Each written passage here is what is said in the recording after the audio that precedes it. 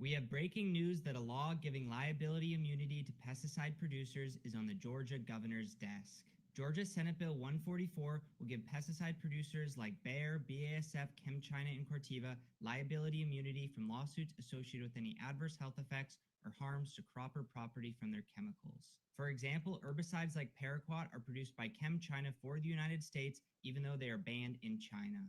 As I've spoken about multiple times, UCLA research as well as 15 studies have linked paraquat to Parkinson's disease, yet the label doesn't disclose the risk. Another example is glyphosate produced by Bayer. In 2019, the EPA banned cancer risk warnings from being included on glyphosate labels. This was in response to California putting a Proposition 65 cancer and reproductive harm risk label on glyphosate. Since the EPA has been co-opted by the chemical industry and pesticide labels don't have accurate risk warnings, Senate Bill 144 will give companies like ChemChina and Bayer complete immunity from liability lawsuits. The partisan bill was introduced and sponsored by 20 senators in February and just passed the Georgia House with a 101 to 58 vote. Senate Bill 144 only needs Governor Brian Kemp's signature to be passed, which would be a significant loss for our health, farmers, and food systems. Pesticide producers like Bayer have recently been ordered to pay out settlements for chronic diseases caused by exposure to their pesticides.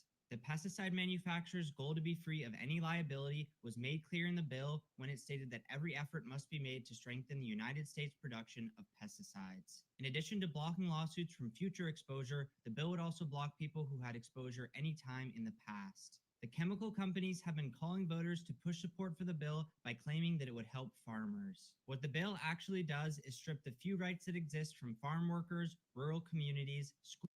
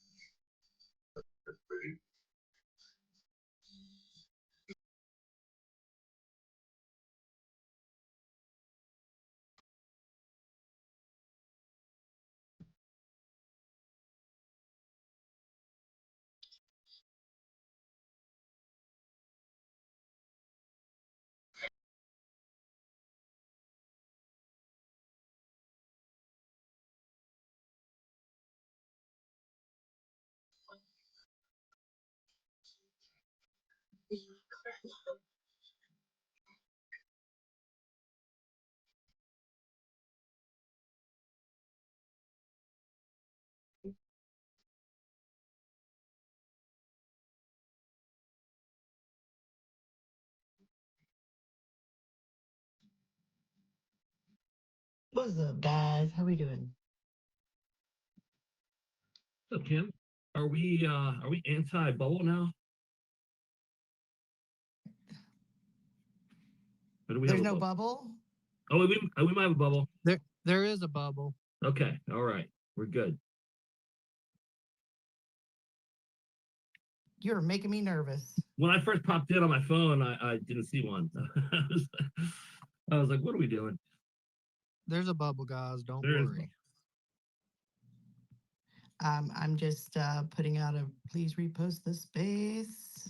Yeah, and if Kelly's listening, I've got her covered on Pilled and on the X broadcast, and I'm fired up my QUX right now. Look at you go. And I'm working on a new calendar.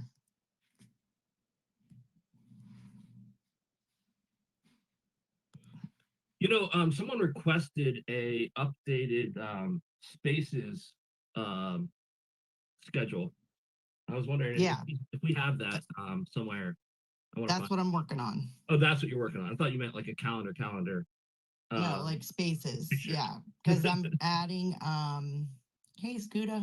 I'm adding the Kimmy's space. Nice. I think hers is on Fridays at 9. The liberal tears on tap.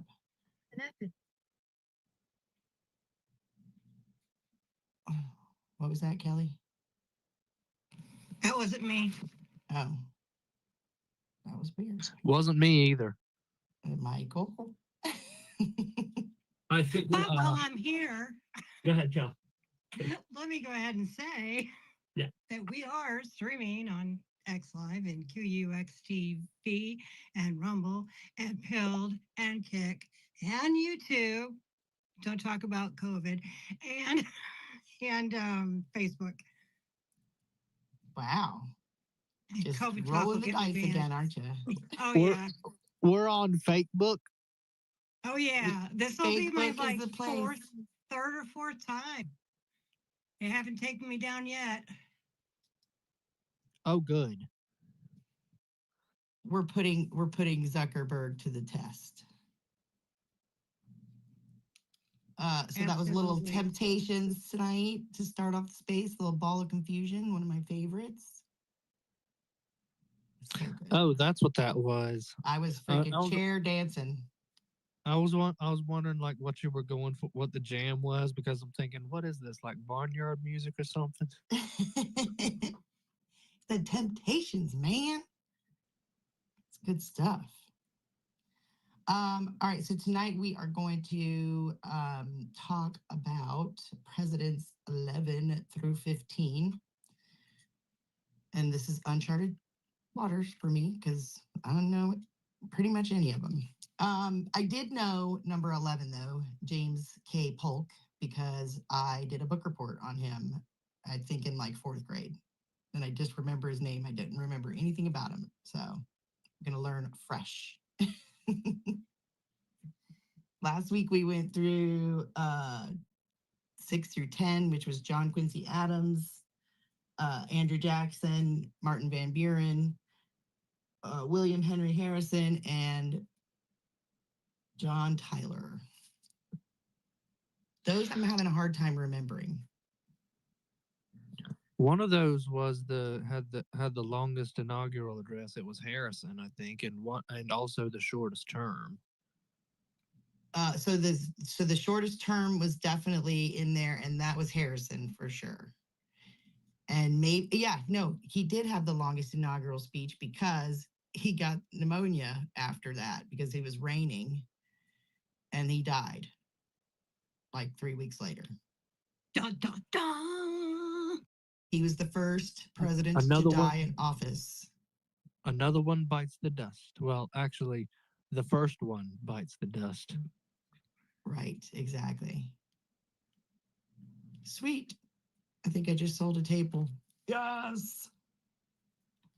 Also, real quick, Kelly, congrats on your new profile picture. I like that. Thank you. I tried to make it more realistic because I felt bad I didn't have any wrinkles before. So I thought, all right, I'll just add some wrinkles, but I like my shade. So my hair is not that orange, although I did dye it like a copper color. So thanks. The shades make you look cool. Thank you. Are you trying to dye your hair like Trump's orange? Oh, just get off with that orange. That's funny. No, I'm not. Yeah, I think that gosh, if he was that orange, what would we do? Well, then CNN wouldn't have to fake it and add color, would they? I don't know, Kelly. I think you could probably Photoshop that wig onto him and see how that would look. Oh my gosh. You're trying to get me in trouble, aren't you? Crazy people. No, I am not, but oh well. It's Facebook. It's ScrewTube. ScrewTube. Hey now. Hey now. Look at you trying to get us in trouble. I would like to say, because we do go to effort to streaming, and I know our room isn't filled up yet, but I would kindly like to ask, we always put the links to the streaming in the purple pill. If it would be very helpful for the reach, because one of the reasons we're doing this is to get the information out off of X too, far and wide, not just in our X bubble. And it would be very helpful if you're on any of those platforms to go out, click a like, and then follow. That's all you need to do, and come right back. And you may even want to create an account like with Pilled. If you don't have Pilled, it'd be cool to create an account. So, but please, I encourage you to go follow and like, because doing this organically, increasing our followers and reach it's pretty tough. Thanks.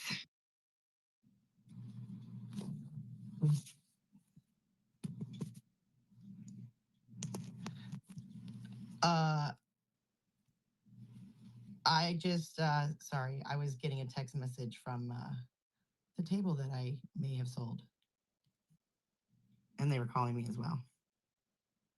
So I had to give them the, God, I can't talk right now because,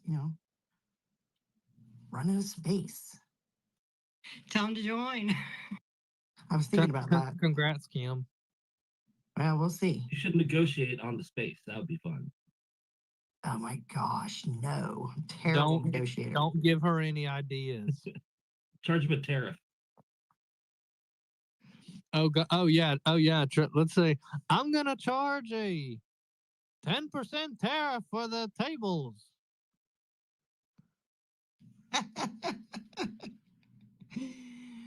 I don't want them to, just if I can do one table out of the 15 names that I got, I think I'm doing good. I might have 2 tables though, because the head of the Young Republicans Club said he was going to get one or try to. All right, let's get started. James K. Polk, the 11th President of the United States. He was nicknamed Young Hickory. He was called Young Hickory because he was a protege of Andrew Jackson, known as Old Hickory. He carried forward Jackson's tough populist style, but with his own flair. He was a dark horse candidate. Polk wasn't a big name when he ran for president in 1844. He emerged as a compromised candidate at the Democrat National Convention after more prominent contenders couldn't secure the nomination. Talk about an underdog story. Wow. So they put him in because nobody else could secure the nomination. Manifest Destiny champion. Polk was obsessed with expanding the U.S. He oversaw the annexation of Texas, settled the Oregon Territory dispute with Britain, giving us the modern Pacific Northwest border, and led the country through the Mexican-American War, which added California, Nevada, Utah, and parts of several other states to the U.S. Interesting. He was a one-term promise. He's one of the few presidents who promised to serve just one term and actually stuck to it. He accomplished his major goals in 4 years and peaced out, leaving office at age 53. Wow. He was young. No kids, big legacy. Polk and his wife, Sarah Childress Polk, never had children, but Sarah was a powerhouse first lady. She banned dancing and alcohol in the White House, earning it a rep as a pretty serious place during his term. Man, Michael, I don't think you could have gone to the White House then. I would not have done well in that environment. No. Workaholic vibes. Polk was known for micromanaging and working insane hours. He reportedly didn't take a single day off his presidency, which might explain why he died just 3 months after leaving office. Exhaustion probably didn't help. He was the first president to be photographed. While photography was still new, Polk was the first president to have his picture taken while in office.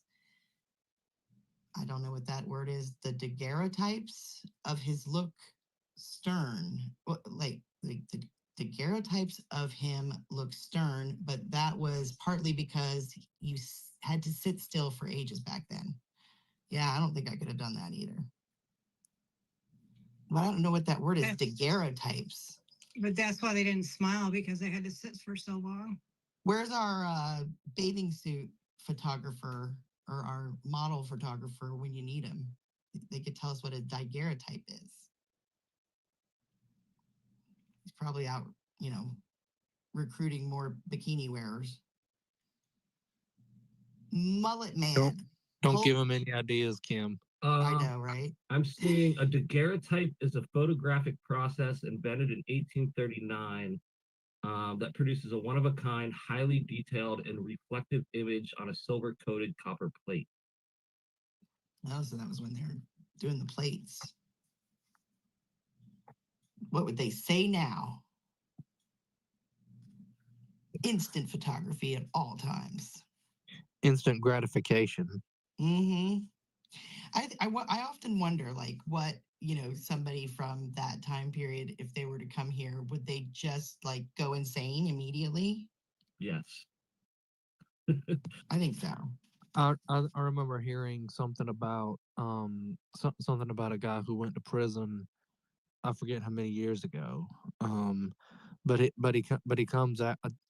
If he was in there for like 30 years or something like that. But anyway, he comes out and he said his comments are like how it's weird that everybody's just looking down on their phones. Not a perfect comparison, but still. And they probably thought we were all witches and things just magically appear. I doubt it. I mean, we can make fire instantly. I think that alone, they'd be like, what? Yeah, right. All the technological advances that we have now, it's crazy. So Mr. Polk here would be coming back into style because he was a mullet man. He rocked a distinctive hairstyle, short in the front and long in the back. It wasn't quite a modern mullet, but it's close enough to imagine him saying business up top and party in the rear. Like Trump, That right? that doesn't sound right. That's just wrong. Shortest retirement ever. His post presidency lasted a mere 103 days, the shortest of any U.S. president. He caught cholera and died in June of 1849.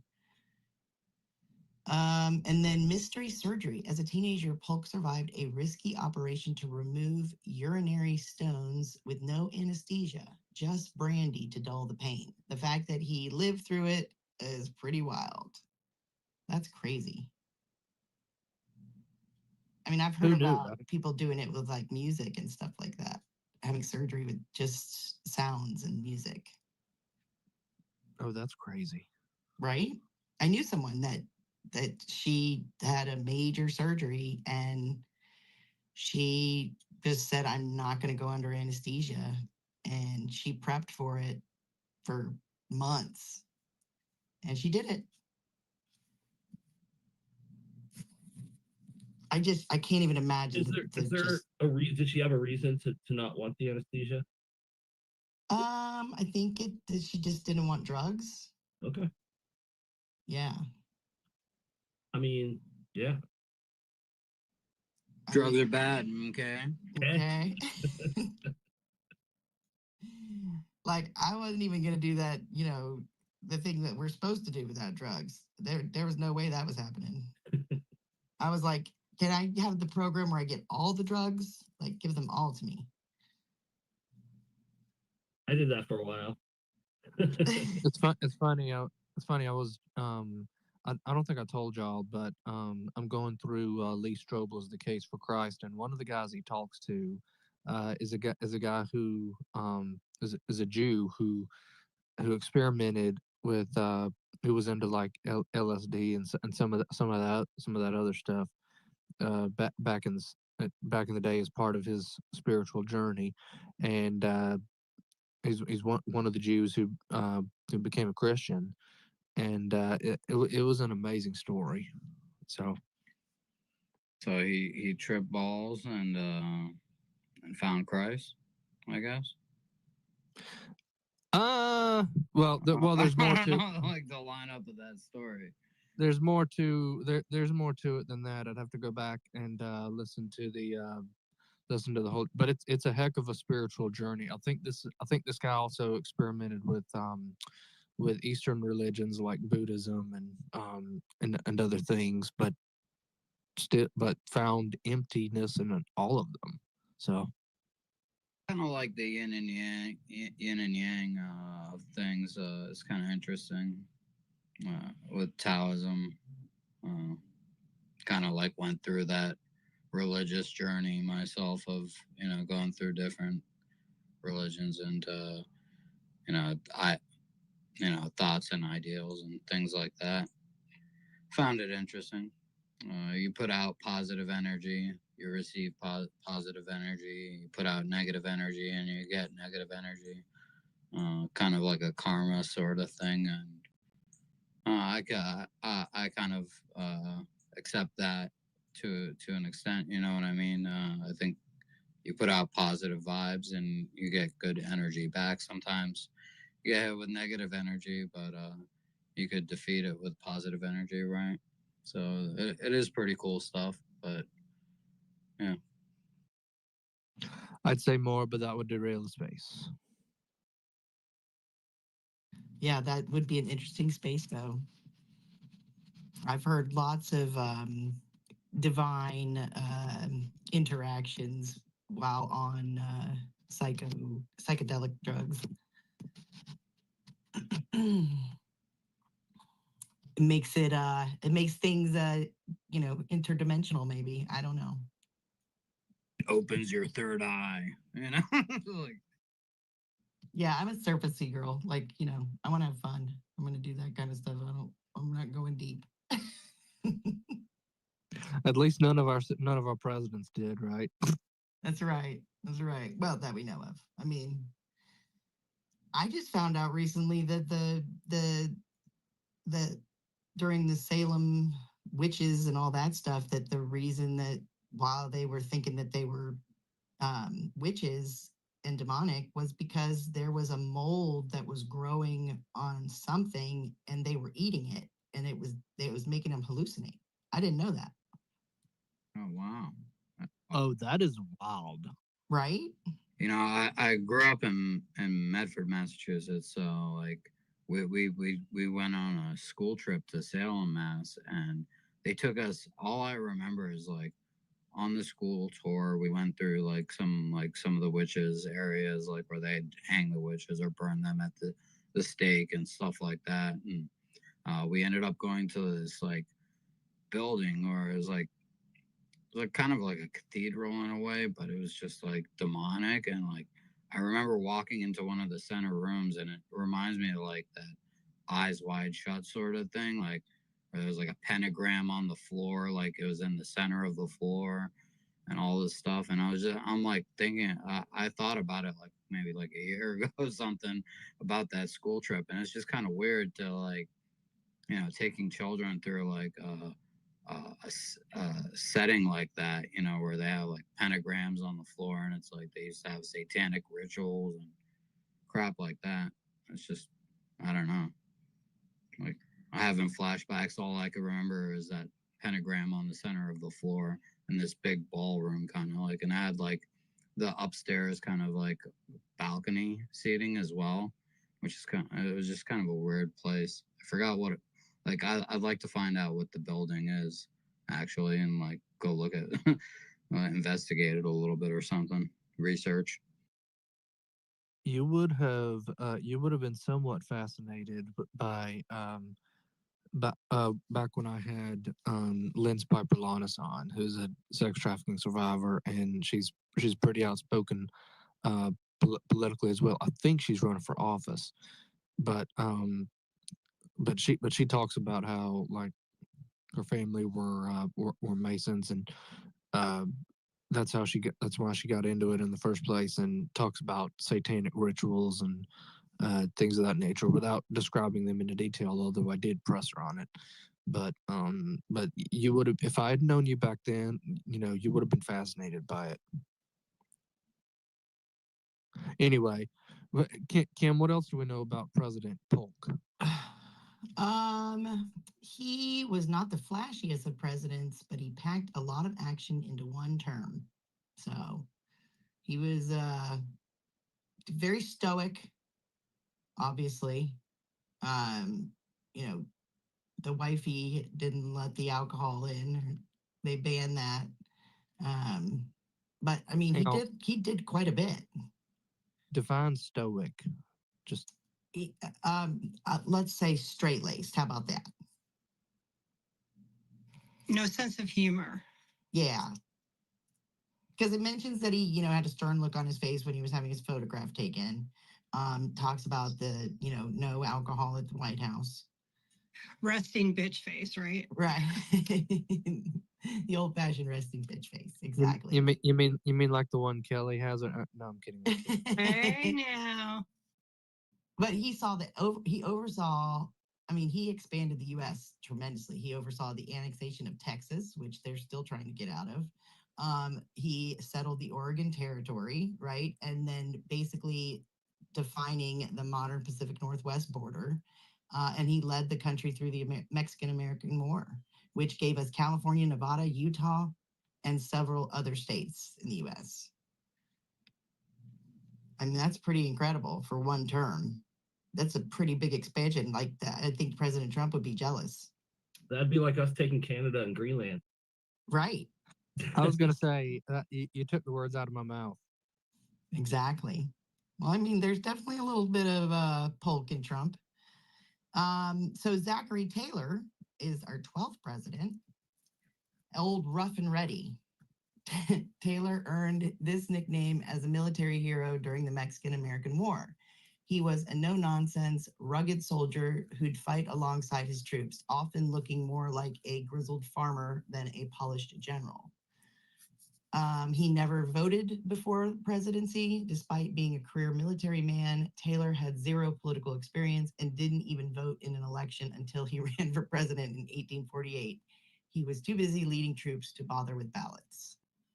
That's crazy. Right? So he wasn't even in politics, but he was able to get elected. That is wild. Well, even he was a, military hero. Yeah, yeah. What war would he have served in? The Mexican War? Yeah, he was in the Mexican-American War.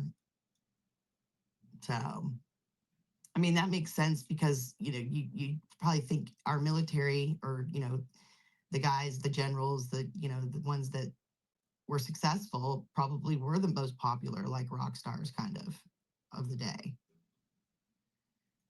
Like Douglas MacArthur probably was after World War II. Yeah. But I mean, that would be really the only way that you would become popular, right? Unless you were with like an acting troupe or something like that. But, military, they traveled all over the country. And yeah, I think that that's probably your most popular people were either politicians or they were in the military or both. He was a horse guy. He loved horses, and he brought his war horse, Old Whitney, to the White House. Old Whitey became a bit of a celebrity, grazing on White House lawn and letting visitors pluck hairs from his tail as souvenirs. That's pretty bold. He had shortest term vibes. Taylor's presidency lasted just 16 months, March 4th of 1849 to July 9th of 1850, because he died in office. He's one of the shortest serving presidents, beaten only by William Henry Harrison's 31-day term. So there we go. We got our next president that died in office. Wonder what happened. Legend says Taylor died after eating too many cherries and drinking iced milk at a 4th of July event in 1850. Why do they always center around 4th of July? It makes you wonder if if those things were like, I don't know, poisoned or whatever. I don't understand how do you die from iced milk and Too cherries? many cherries and drinking iced milk. It So said leading to a fatal stomach illness. Historians debate whether it was cholera, gastroenteritis, or something else. Some speculate poisoning, but tests in 1991 ruled that out. Did Zachary Taylor chop down a cherry tree? I mean, maybe, and then he just ate all the cherries off of it. He was a slave owner who opposed slavery's spread. Taylor owned enslaved people, over 100 at one point, but he opposed extending slavery into new Western territories. This stance ticked off some Southerners, even though he was from Kentucky and Louisiana. No school, all grit. Taylor never went to college or even high school. Really, he grew up on the frontier, learned to read and write, and built a 40-year military career through sheer determination. During the Mexican-American War, he won the Battle of Buena Vista against insane odds, outnumbered 4-1 by Santa Anna's army. His cool-headed leadership turned him into a national hero. He had laid-back style. Taylor wasn't into fancy uniforms or pomp. He showed up to battles in a straw hat and casual clothes, which made him relatable to his soldiers, but confused enemies who couldn't spot the general. That's smart. Family drama. His daughter, Sarah Knox Taylor, married Jefferson Davis, future Confederate president, against his wishes. Sadly, she died of malaria just 3 months later, and Taylor and Davis patched things up. Awkward family reunion material right there.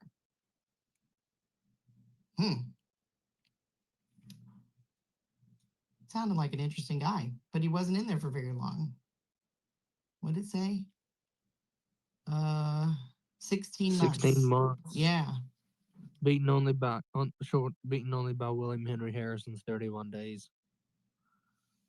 William Henry Harrison was the 9th president. He's the one I keep I'm like, what's that guy's name? There's 3 names, so I just couldn't remember what it was. So 6 through 10 is John Quincy Adams, Andrew Jackson, Martin Van Buren, William Henry Harrison. That is just, can we just call him William Harrison? Did you do that John without Tyler. looking, Kim? What? Did you do that without looking? Yeah. Good. I'm getting there. Yeah, you're learning. I don't know which ones you didn't know, but I didn't know. I mean, I knew the big ones. I couldn't tell you like what number, like yeah. even John F. Kennedy is. I don't remember what number he is. So that's what I'm trying to learn is like the order of them. And Well, there was definitely some of these ones I had no idea. I mean, like I said, I knew about James Polk because I'd written a book report about it. But the next one after Zachary Taylor, lucky number 13, his name was Millard Fillmore. Have you ever heard of him? I've heard the name. I don't know much about him. At one point, I had the first 43 presidents memorized Right. when I was a kid. Yeah, So see, I never learned them. So was Millard Taylor's VP? He took over. Yeah, I think so. Let me see. Let me go back to my notes. All right. So Fillmore's political journey began in 1828 when he was elected to the New York State Legislature on the anti-Masonic ticket, a party opposing Freemasonry, which was influential at the time in Western New York. He later joined the Whig Party, serving 3 terms in the U.S. House of Representatives from 1833 to 35 and 1837 to 43, losing a race for New York governor and serving as New York's comptroller. His political acumen and association with Whig leader Thurlow Weed positioned him for higher office. In 1848, while comptroller, he received a surprise nomination as Zachary Taylor's running mate, and they won the presidency with 47% of the popular vote, capitalizing on the split in the Democratic Party over slavery.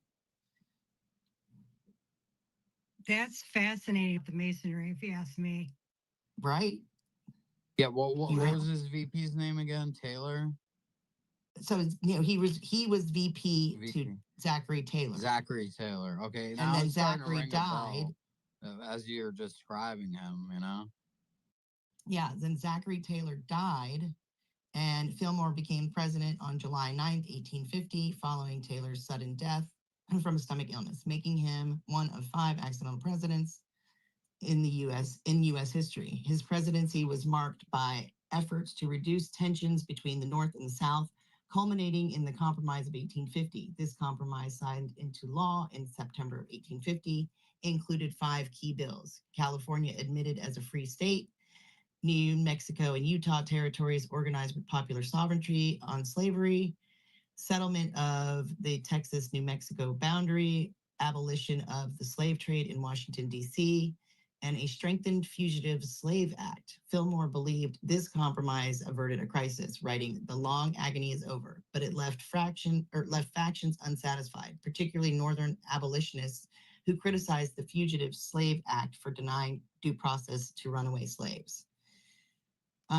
Fillmore appointed Daniel Webster as Secretary of State and sent Commodore Matthew C. Perry to Japan in 1852, a mission that resulted in the Treaty of Kanagwanga. I don't know. Opening trade with Japan. However, his enforcement of the Fugitive Slave Act alienated Northern Whigs, contributing to the Whig Party's decline. Notably, Fillmore served without a vice president, a situation that persisted for about 38 of the 225 years of U.S. presidential history, only addressed by the 25th Amendment in 1967. Oh. Where the Speaker of the House comes up and becomes VP, I guess. Right? What was that, the Missouri Compromise that you said earlier? No, which what was it? Oh, it was the I missed it. Sorry, I caught the half of it there. Let's see. It was the Compromise of 1850. Compromise of 1850. Okay. Yeah, that was sort of a little bit of a band-aid. Clearly, it wasn't a very good band-aid. Right, because we eventually had the Civil War. Right. Not far after that, you know. Let's see. Can I have some more information on the anti-Masonic Party if you want me to read a little bit? I just think this is fascinating. Just I'll read the first paragraph or so.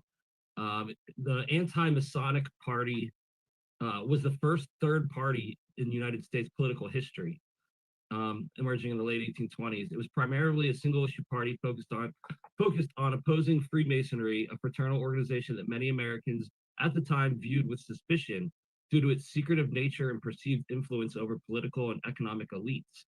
The party's formation was sparked by the mysterious disappearance of William Morgan in 1826, a former Mason from upstate New York who threatened to publish a book exposing the Masonic secrets. Many believe Morgan was kidnapped and murdered by the Masons to silence him, though no definitive evidence confirmed this. The incident ignited widespread outrage and fueled a broader anti-Masonic movement. And then one more thing. Founded in upstate New York in February 1828, the Anti-Masonic Party capitalized on this sentiment, portraying Freemasonry as a corrupt, elitist organization that undermined Republican values by secretly controlling government and society. Ooh. Sounds like freaking NGOs and stuff that are out there now. Well, yeah, that's not even to mention, like, holy crap. Like, you're telling me the Freemasons were a thing way back then? Oh, yeah. Oh, yeah. Oh, yeah. But you know, the founding fathers were Freemasons. Now, keep this in mind. You know, if you go look back, there's a gentleman named I'm accepting cause, named Myron C. Fagan, I believe, and he spoke about the somebody like ringing the alert that, you know, the Freemasons were being compromised, that they had been infiltrated, and so that might have been prior to this whole anti-Masonic movement that seems to have culminated in what was it, 20s, you said? 1820s. And, you know, that's interesting because I brought up the Missouri Compromise, and that was 1820. That was the federal law that aimed to resolve the issue of slavery in the Louisiana Purchase territories, admitting Missouri as a slave state and Maine as a free state, while also prohibiting slavery north of the 3630 parallel. And then think about this, like, so Millard Fillmore was president. He became president in 1850. So that's 30 years of just fighting about this issue. One more line I want to read because I just saw it. This ties in some religious aspect. It says that the movement gained traction, particularly in the Northeast, where it resonated with evangelical Protestant groups such as Presbyterians, Congregationalists, Methodists, and Baptists, who condemned Masonry as incompatible with Christian principles. So that was back in 1828. They thought that, but who knows? I mean, it sounds like the stuff that we've been hearing, you know, throughout the last few years. I know that's what blows my mind is how history repeats itself, you know. Well, to quote Steve Dace, history doesn't just repeat itself; it also rhymes. So, Kim, just to add to that, the Missouri Compromise that I had brought up, I know that's off what we were talking about there, but it seems it was repealed by the Kansas-Nebraska Act in 1854, which allowed for popular sovereignty in those territories, leading to further conflict over slavery.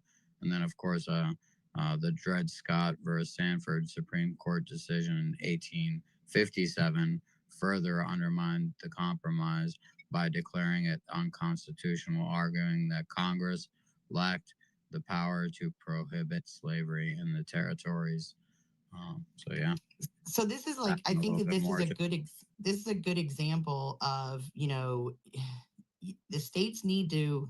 You can't just go off and be, well, we're going to do this, right? We're going to just go and do this, and we're going to have slavery, and we don't care. You can not have slavery, and we'll have slavery.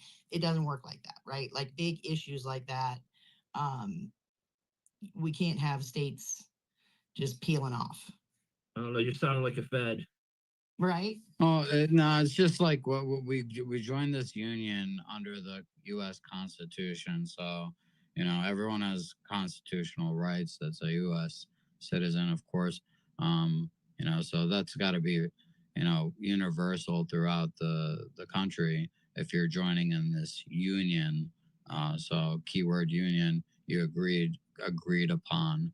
So as long as like that's where like the state of New York and this Dexter Taylor case is very important, and he's fighting through it because he's got a Second Amendment right under the U.S. Constitution, and the state needs to respect that.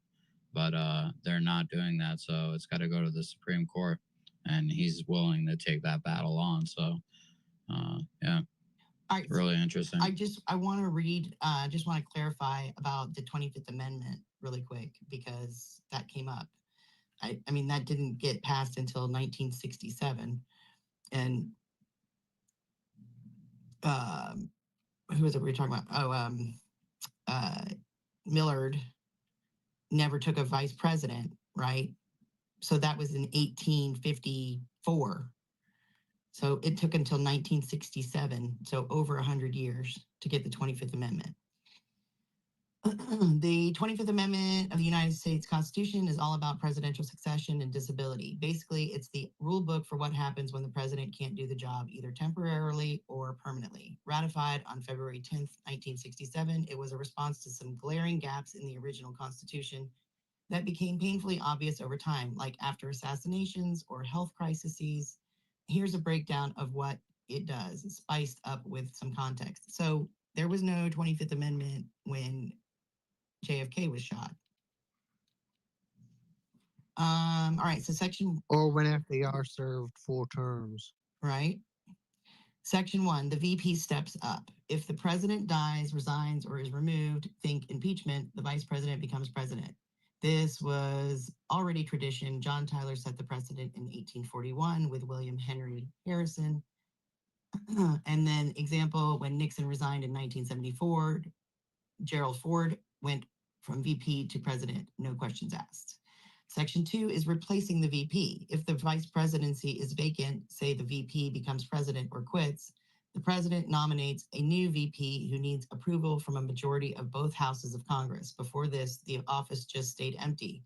Millard Fillmore, for instance, had no VP for nearly 3 years. So is that how Ford got in there as Nixon's VP? Because Yes. Because Nelson Rockefeller was one of was his VP, and he resigned, and then Ford got in there. What I'm told Ford was appointed, not elected. Correct. That is correct, because he was not Nixon's VP. Right? Yeah. Correct. He was the next president, as per tradition, after Nixon Right. resigned. All right. So then, I think I remember Tucker Carlson saying something about Gerald Ford, like he was the only unelected president. Right? Because that's probably true. Okay. Because he got in there after Nixon resigned, and yet he was. Oh, and then he didn't win the next election. Yeah, he lost. He lost to Jimmy Carter. Wow. All right. So replacing the VP, and so Ford picked Nelson Rockefeller as VP in 1974 after he moved up, and Congress said, "Cool." So I think Ford was the first to do that. You mean Nixon? No, it says example. So apparently Ford was Nixon's vice president. It was the vice presidency role that you didn't have to fill. Like, so when the VP moved to president, that's where they were keeping the VP slot blank. They weren't putting anybody in there. And now, since they made that rule, or the 25th Amendment, they can appoint the VP. Whoever takes the office can appoint the VP. It says temporary handoff. The president can voluntarily say, "I'm out for a bit," and hand power to the VP as acting president. They just write a letter to Congress, and the VP takes over until the president says, "I'm back." Example, George W. Bush used this twice for colonoscopies, 2002 and 2007, letting Dick Cheney play president for a few hours. Ronald Reagan did it too in 1985 for a colon surgery, though he didn't explicitly cite the amendment. And then section 4 of it is forced timeout. If the president's too sick or unstable to admit they can't lead, the VP and a majority of the cabinet or another body Congress picks can declare them unfit. The VP becomes an acting president. If the president fights back saying, no, I'm fine, Congress gets 21 days to settle in with 2/3 vote in both houses to keep the VP in charge. Example, this hasn't been fully used yet, but it's the plot of every political thriller. Think 24 or Air Force One, Closest Call. Some whispered about it during Reagan's Alzheimer's rumors late in his term, but it never happened. And I mean, I was really nervous that that was going to happen this past go around with Kamala. I was going to say Kamala. I mean, knowing what we know about her now, we know she was never going to invite. She's just not classy enough to gather and huddle all those people around her and say, hey, let's invoke the 25th. I'm sorry, she's not bright enough to do that. I was in Kimmy's space the other night that Liberal Tears on Tap, and Chris Mowry was in there. Oh, you were in there, Adam. And he kept saying that Kamala was a classy lady. Did anyone tell him like how she advanced through her career? I'm sorry, can you say that again? You were kind of rugging a bit. I said, did anyone tell him how she advanced through her career? Because I wouldn't classify it as classy. Right. Just watching Nest. You guys did it, so just keep an eye on that Nest. I removed him. Okay. I didn't mean to click on that. I meant to click on X, and I hit the check. Okay. I did. All right. I swear. The other day, I was just like, my God. Oh my God, that was horrible. All right. So fun facts. First big test, Nixon's resignation in 1974 was the amendment's debut. Ford became president, then picked Rockefeller, 2 unelected guys running the country, a wild quirk of history.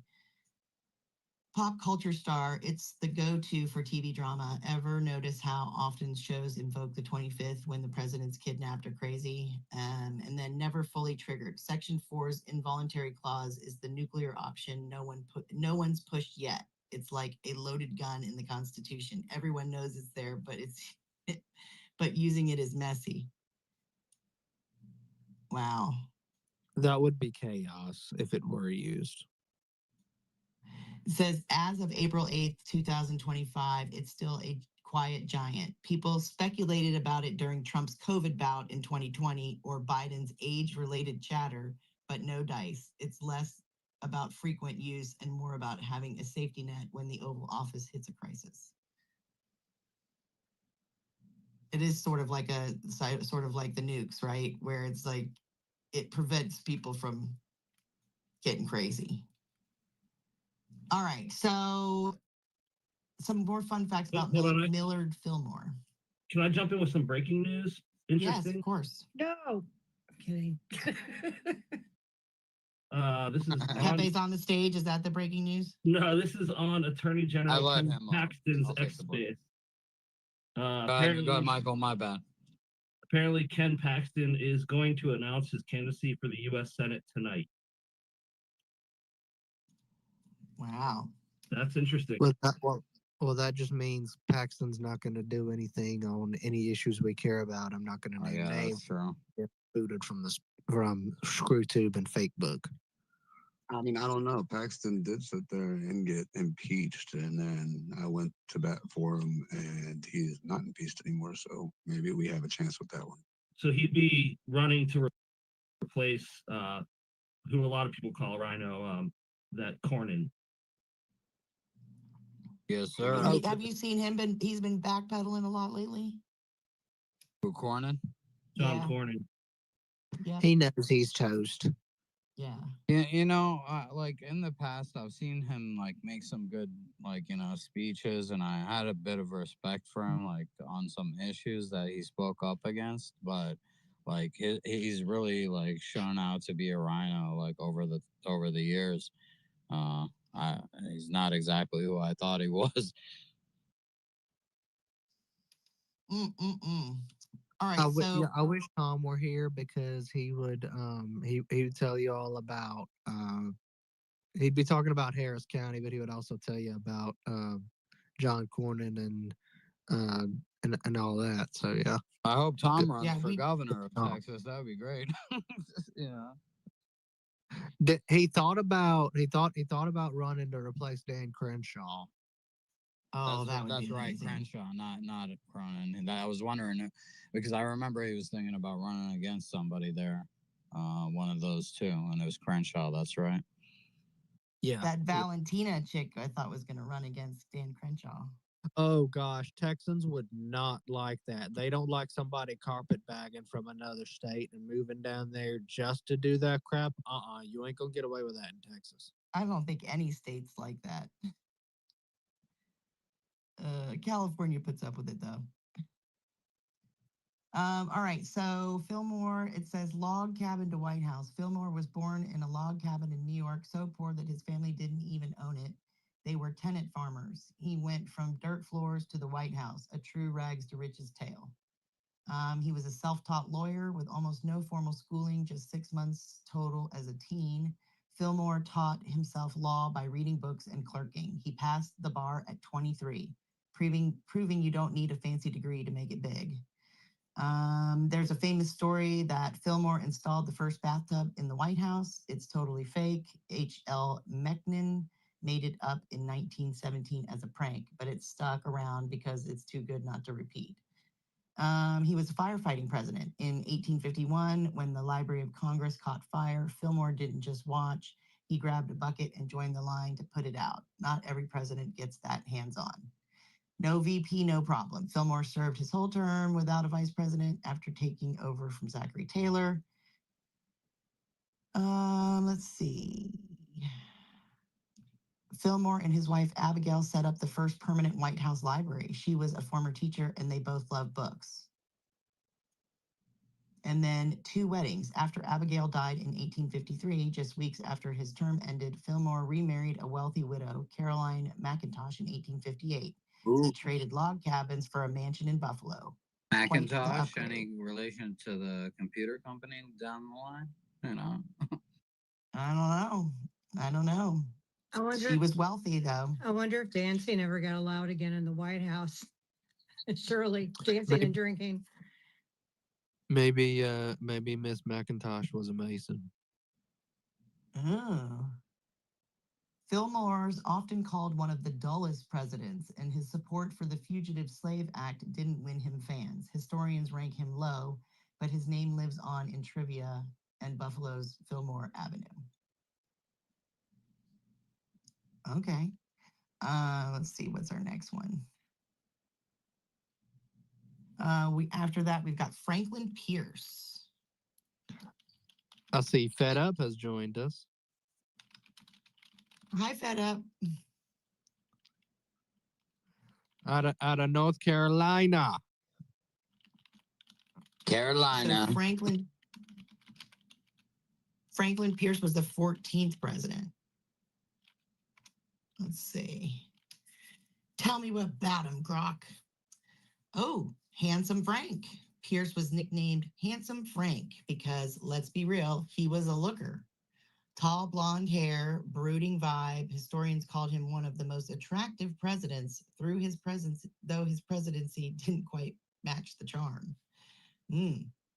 No Bible, no oath. At his 1853 inauguration, Pierce didn't swear an oath on the Bible like most presidents. He affirmed it instead, a rare move tied to his religious beliefs. Oh, and it was snowing that day just to set the mood.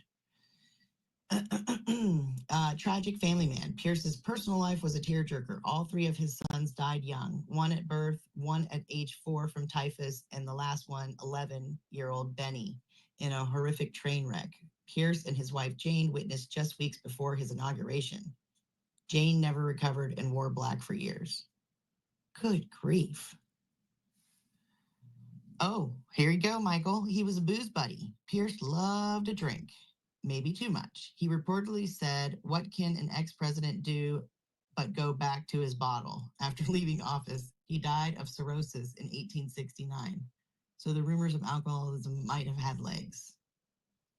I wonder how much he drank on St. Patty's Day. He was Enough a to dark give him the horse win. consumption. He was like James Polk. Pierce was a surprise candidate in 1852.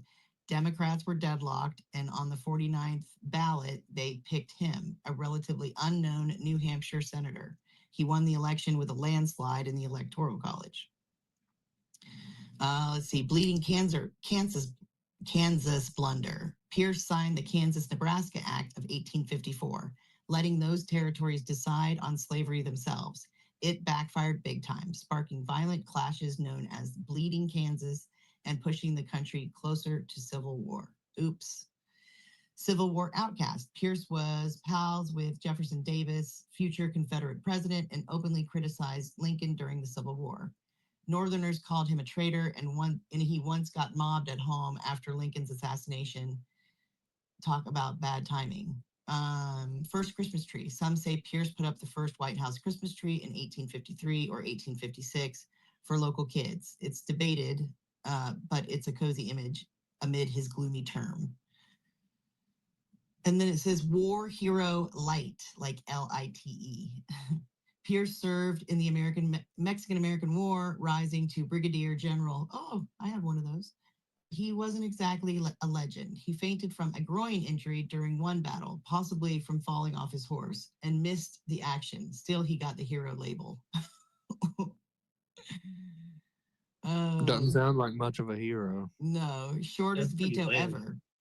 Pierce vetoed a bill with just one word: no. It was about funding for the mentally ill, and he thought it was a state issue. There was just one word, no. I love that. No. I mean, I feel like that's what Trump would say too. Just no.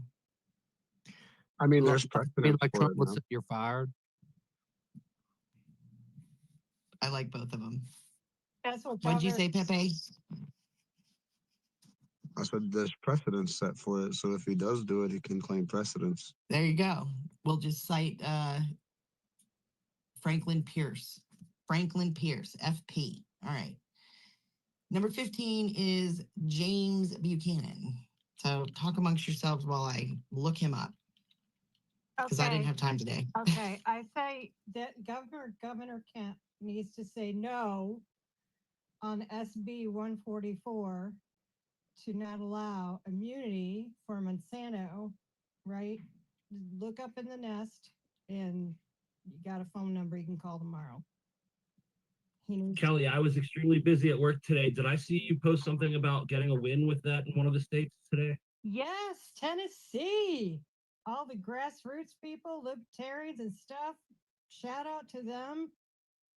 That bill is tabled until next year. In other words, it's dead.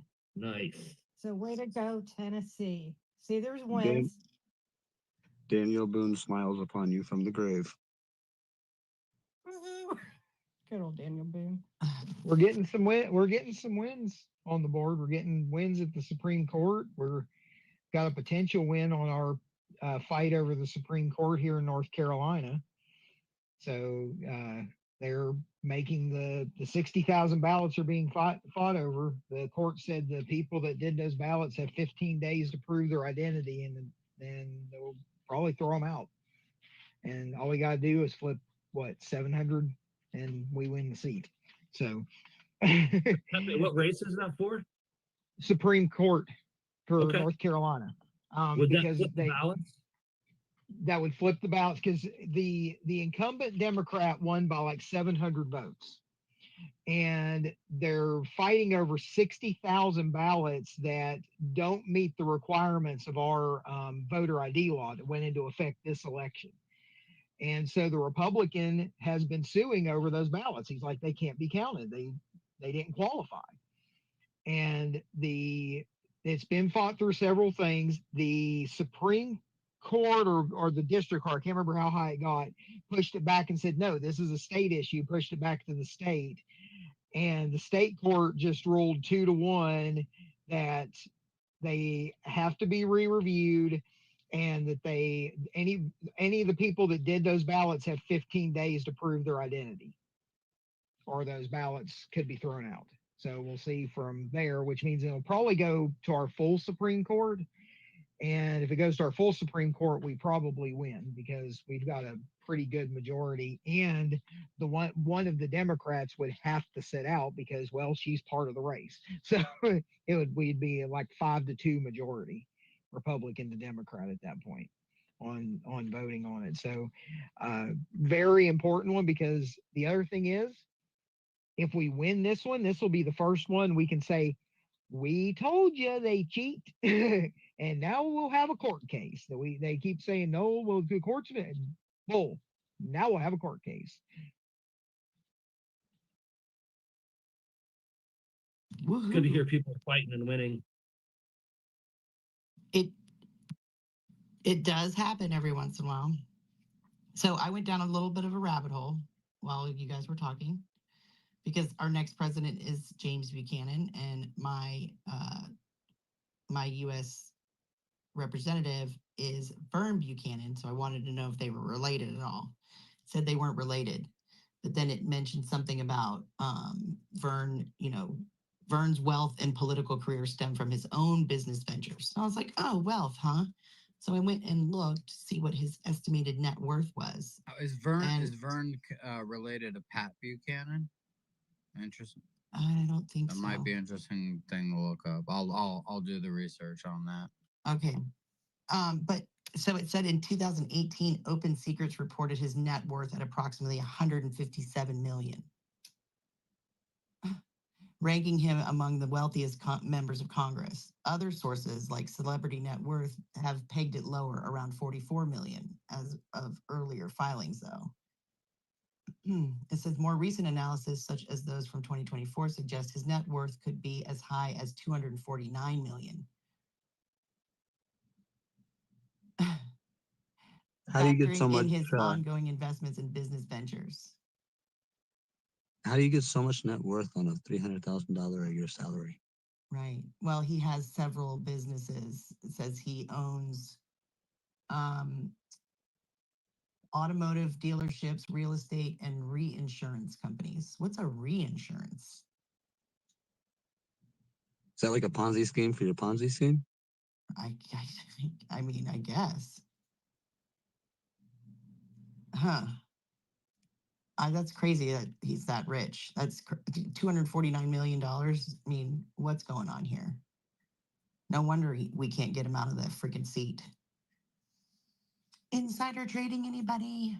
Yeah, reinsurance is essentially, quote unquote, insurance for insurance companies. Wow. Yeah. That's the thing. It's like we've just got layers and layers and layers of just crap. Yeah, it's a financial arrangement where an insurance company known as the ceding company or primary insurer transfers some of the risk it has underwritten to another insurer called the reinsurer. I mean, yeah. Wow. All right. So James Buchanan, our 15th president, he was the only president who never married. His nickname was Old Buck. He lived with his niece Harriet Lane as his White House hostess, sparking endless gossip about his personal life. Where's the tea? Right? He had a winking problem. One of Buchanan's eyes was nearsighted and the other farsighted, so he'd tilt his head and wink a lot to focus. It gave him a quirky, almost flirty vibe. Imagine him winking at diplomats mid-negotiation. Wait, who was the hot one? Oh, Franklin Pierce was the hot one. Okay.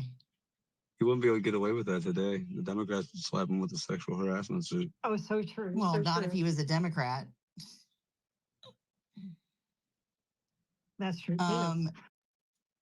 Roommate rumors. Before his presidency, Buchanan shared a house with William Rufus King, a senator and future VP under Pierce. They were so close that people called them Siamese twins. Oh, wait a minute. Wait a minute. There's the T right there. Yeah. And Andrew Jackson dubbed King Miss Nancy.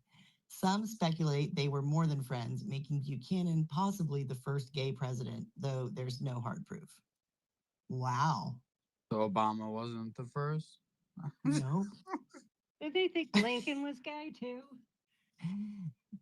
There was this article that came out talking about how the men would sleep in, the beds together, and that, I don't know. I don't even want to go there because that's just really disturbing.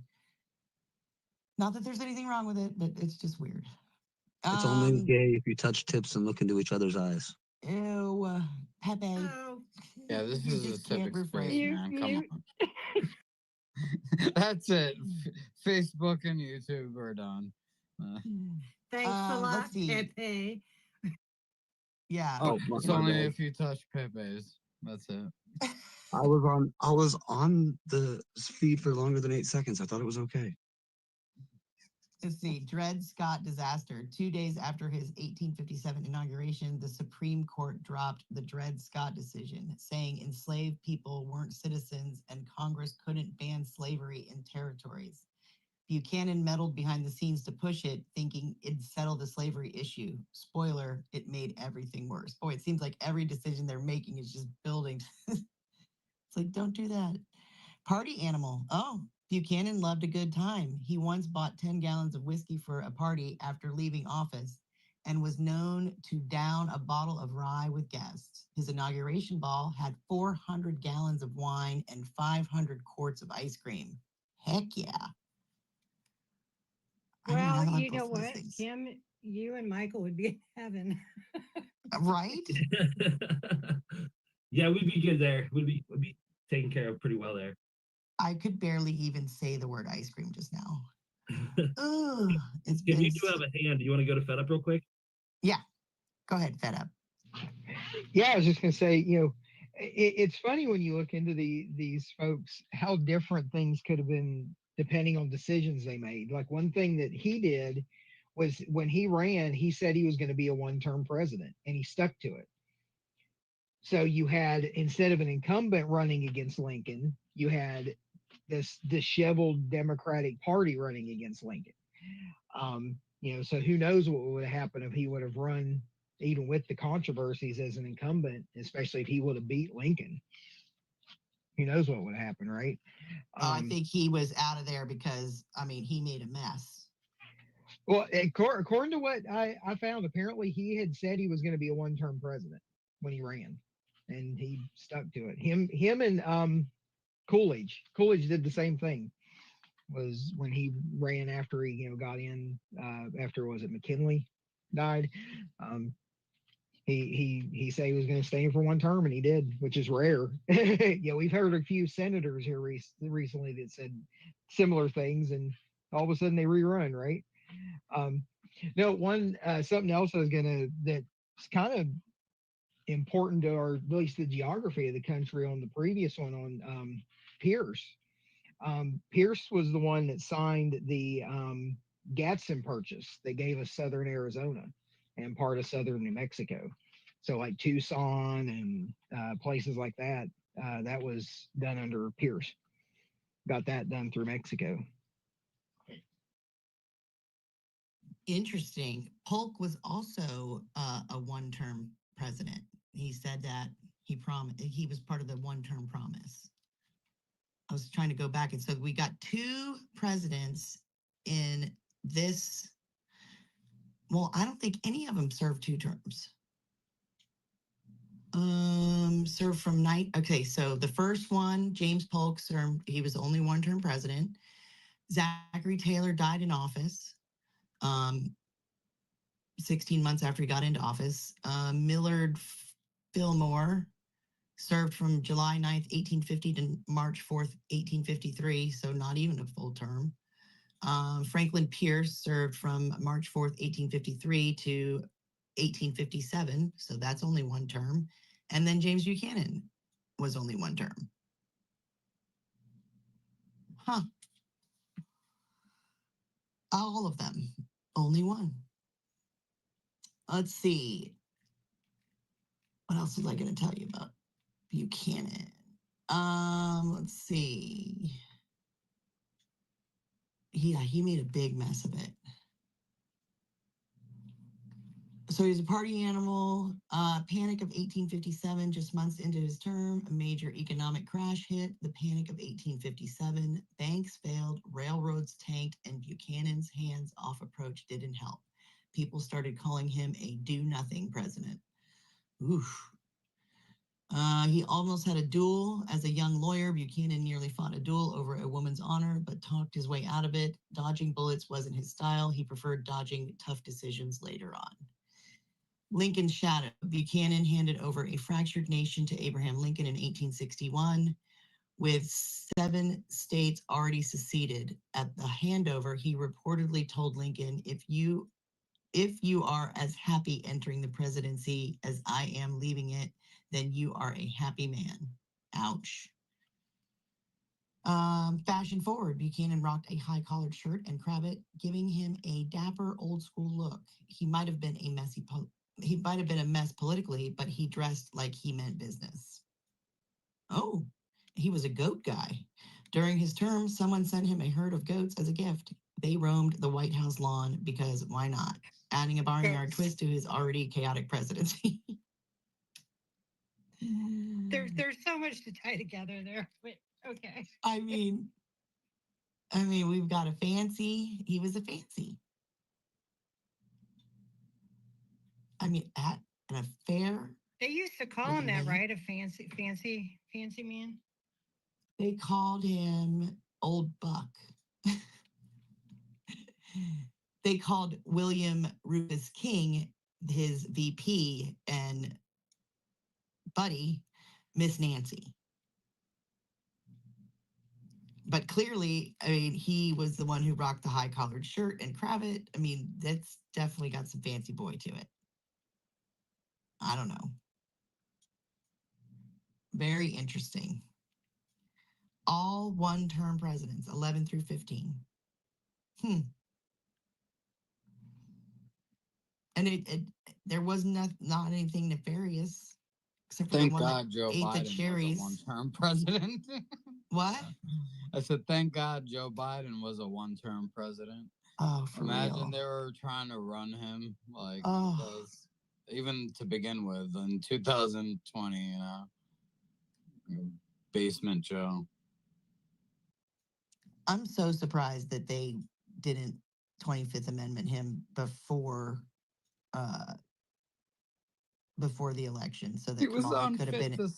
He was unfit to stand trial, like during his presidency. Like, how did he continue to be president? He wasn't to begin with. He wasn't of sound mind to begin with, you know. Yeah, they couldn't have 25th him because if they would have done that, then they would have admitted that they knowingly put somebody who wasn't cogent on that stand and put somebody in power that wasn't able to do that job.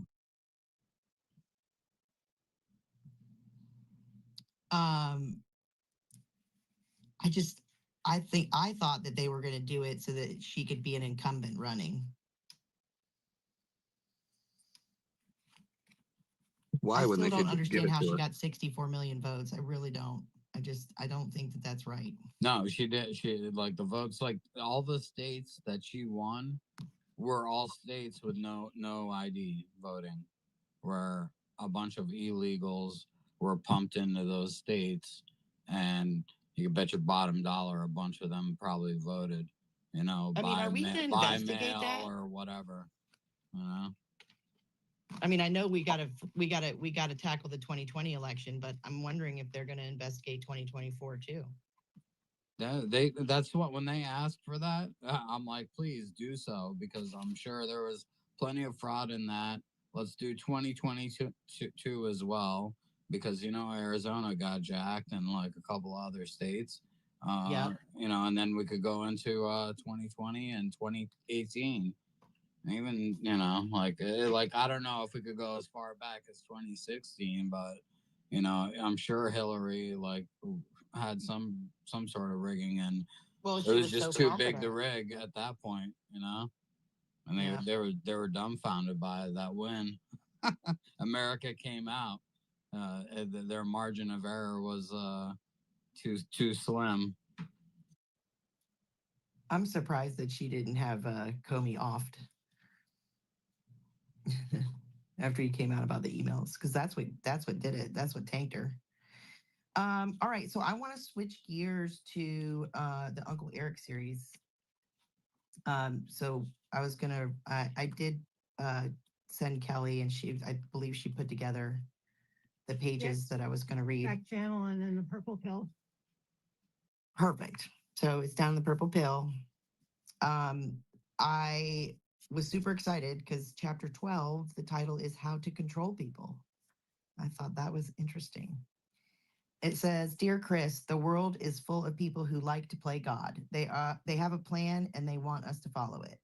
Their problem is that controlling a person against his will is difficult. If you have ever visited a maximum security prison, you have some idea of how much money, time, and labor is invested in cells, fences, barbed wire, weapons, and other resources to control those who do not want to be controlled.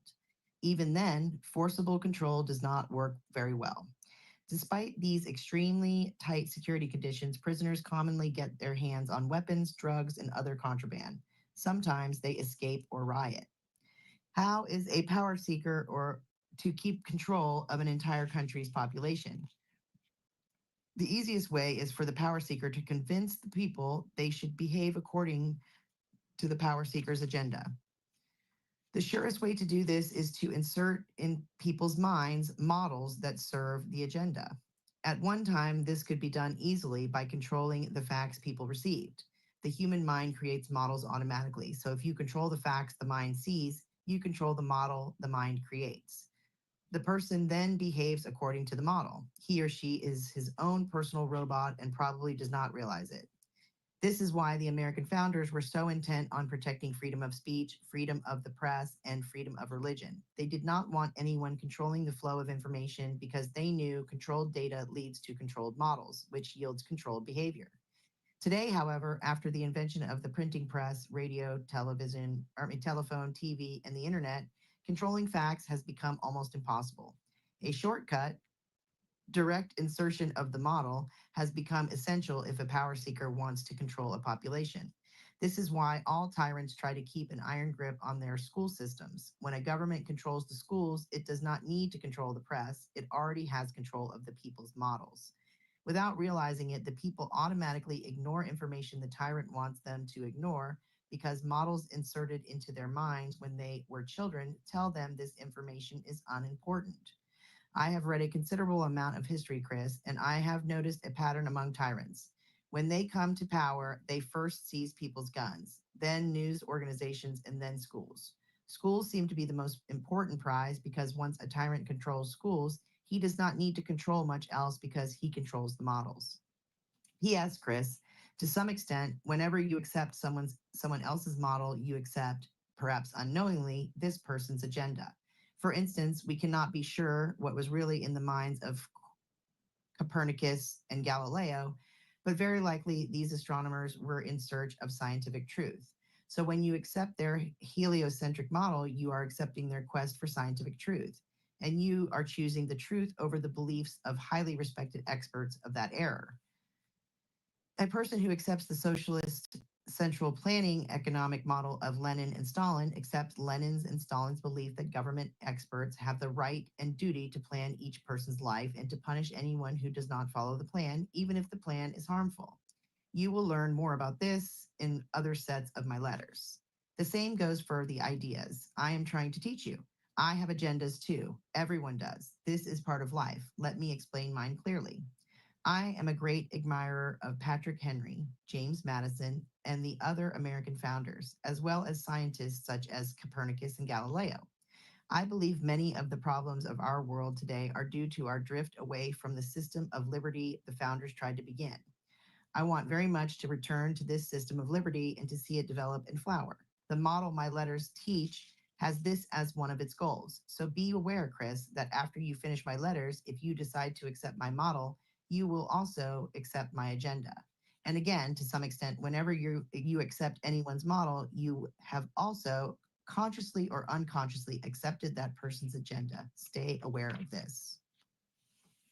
Interesting. Wow, that was awesome. And when were these letters, Uncle Eric, letters written? What time? Let's see. Era. Copyright is 2004. Wow. I'm sorry, the previous edition copyrighted in 1994. 1994. That's awesome. So the one thing I caught with that is that they said in the letter basically that they took away the second or the guns first. Well, with a constitution that's you know set in place where they have to reverse that, where they've come after the institutions and everything to they had to flip the script to come after and think America. About how much they have captured our schools. Yeah, so they rather than taking away the guns first like they did in Germany or whatever country that they do that in first, Venezuela, whatever. You have this enshrined in the Constitution, which makes it like one of the most unique countries in the world that these globalists have a problem defeating, because when it all comes down to it, you have the highest armed populace, and you're not going. It comes down to it. You're not going to mess with that. So you'd have to remove that from the Constitution if you were to try to conquer America in any which way. Well, that's they knew that they couldn't do that. That they knew they could go through the schools. They tried. They've tried, and they keep trying. Yeah, but think about it. I mean, they have totally captured the schools. We've got all of this nonsense with secrets and the affirming, and one of the things that Alvin always says from Courage is a Habit is that they'll take our guns through our children. Yeah, I was gonna say we're like a generation away from that possibly happening. Next generation. Yeah, you could always say that for the next falling generation to say the same thing. We really have to We're always one generation away, right? Yeah. Chapter 13 is cognitive dissonance. So we learned how to control people. Mm-hmm. Now we're going to learn about some cognitive dissonance. Dear Chris, this will be one of my most important letters. If you control people's models, most of the people simply will not see facts that disagree with their models. This is not because they are stupid. It is because of something called cognitive dissonance. Cognitive dissonance happens when a person encounters a fact or persuasive idea that disagrees with his model. As an example, I will return to the flat Earth model. Suppose a person has been raised to believe the Earth is flat, like a disc, non-spherical.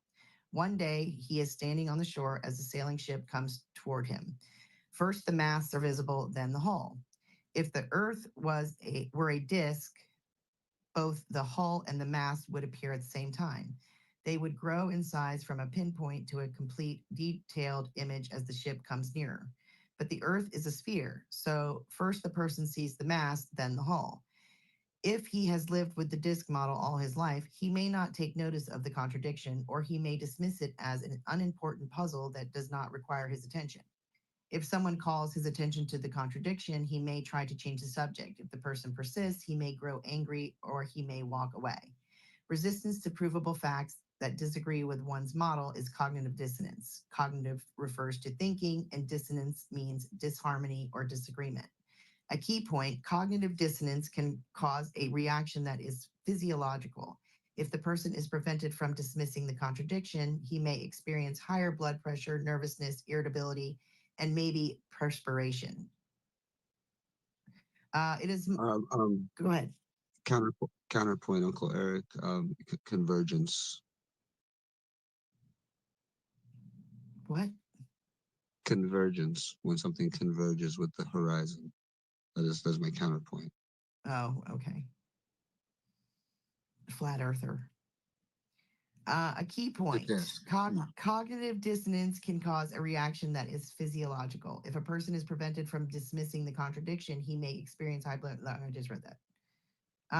It is much like hunger or thirst. When a person experiences a severe need for food or water, he will be physically uncomfortable until the need is satisfied. I know that feeling very well.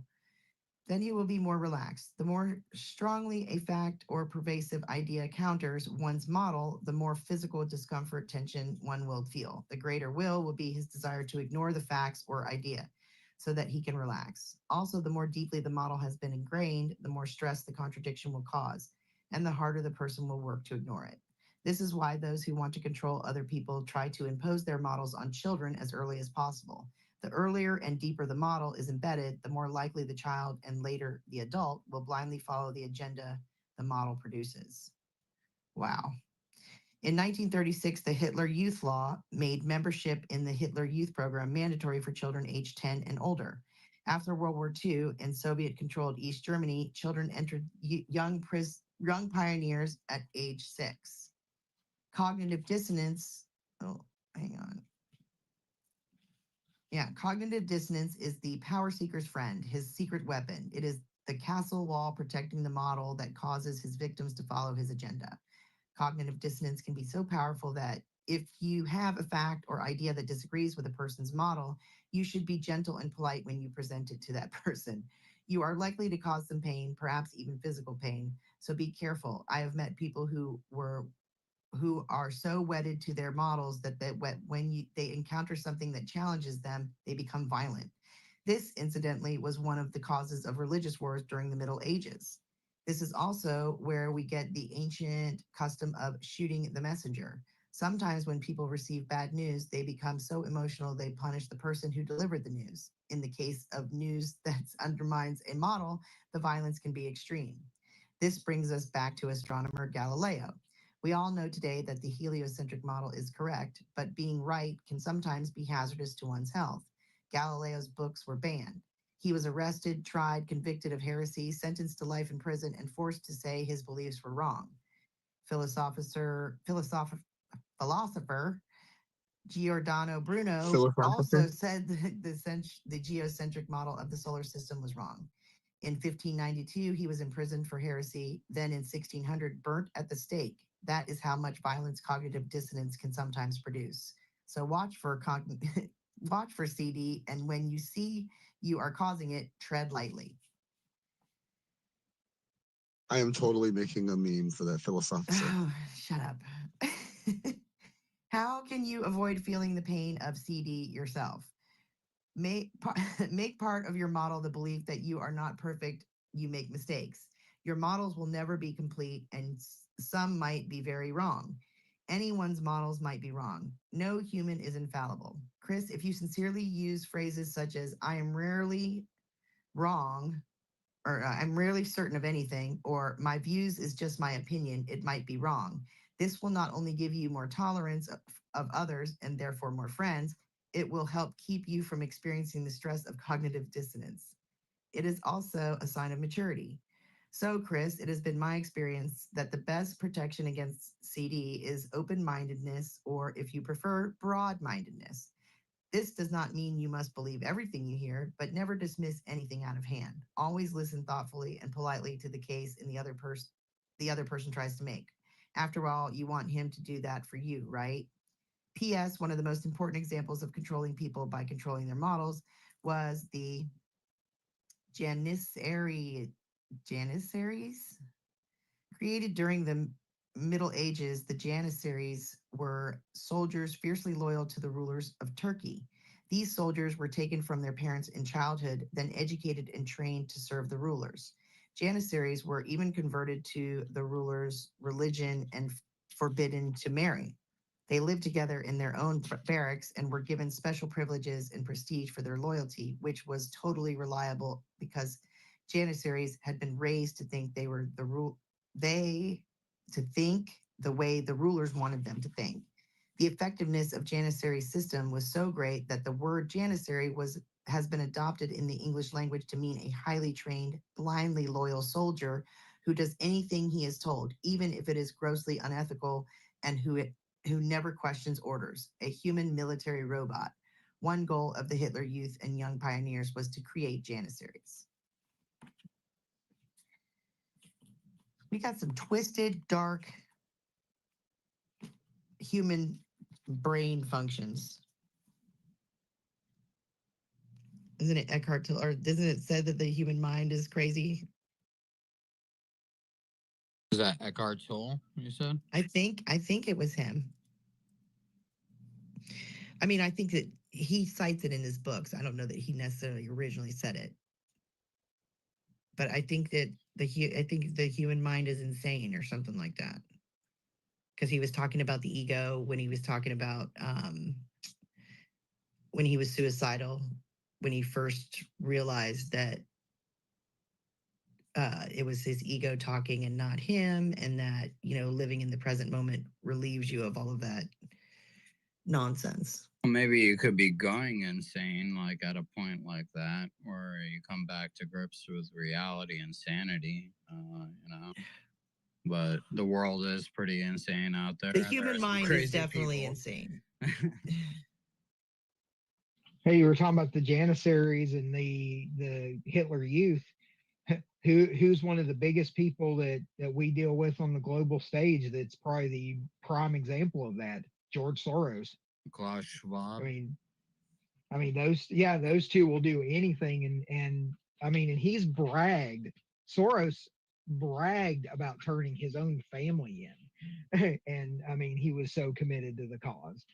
And talk about, I mean, he's been willing to destroy entire governments to push the agenda forward. So I'd say he might be number one on the list of the Janissaries created through that program.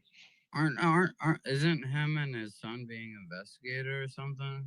I thought I saw a flash of something about that today. I don't know, but I know that the people that they're gonna hold people accountable that are funding the Tesla, you know, sort of operation that's going on. So that's what you saw, Adam. They're investigating Soros as part of funding the Tesla stuff. Yeah, so you know, let's exile him like Dark Knight style with the ice, you know, walk across the ice. I mean, surely there's got to be paper trails of all of the dastardly deeds that he has done. Why are we not like indicting you him? know who he was behind the funding of busing people into these cities during 2020. You know, like I believe it was him, you know, and the bricks, the pallets of bricks, like I'm sure it'll root back to him. This guy is a dastardly person, and he seeks the destruction of the U.S. You know. And you know what's crazy? I saw, you know, people always say that the left can't meme. I saw a lefty try to do a meme today, and it was a picture of it was like a factory with a giant portrait of Donald Trump and a bunch of people wearing MAGA hats, and they were knitting socks. And then the caption was, "You will own nothing and you'll eat the bugs." And I'm like, "Come on, you gotta be fucking kidding me!" Like he's like they're basically accusing Trump and MAGA of being the globalist. Like it just doesn't even make sense in my brain. No, man, that's exactly what they do. Like, what the hell is wrong with these people? It's so funny. It's so blatant. It's blatant projection, you know. I saw Chad posted. This guy is talking about April 20th that Trump is going to declare martial law or something like that. And you know, like it's funny, you know, the guy saying bury your guns in the backyard and all this stuff. And he's saying this, I guess, directed toward Democrats or whatever, it's left of them as far as voter base. Yeah, it's but scary. you know, it's the thing is that like it makes me think is like what are they planning that would, you know, entail a response of martial law? You know, like what is this? You know, I get suspicious of that kind of projection. The mind is insane. Tell me about it. I'm trying to figure out a way to eat something, even though I can't. People on the left are insane. You know.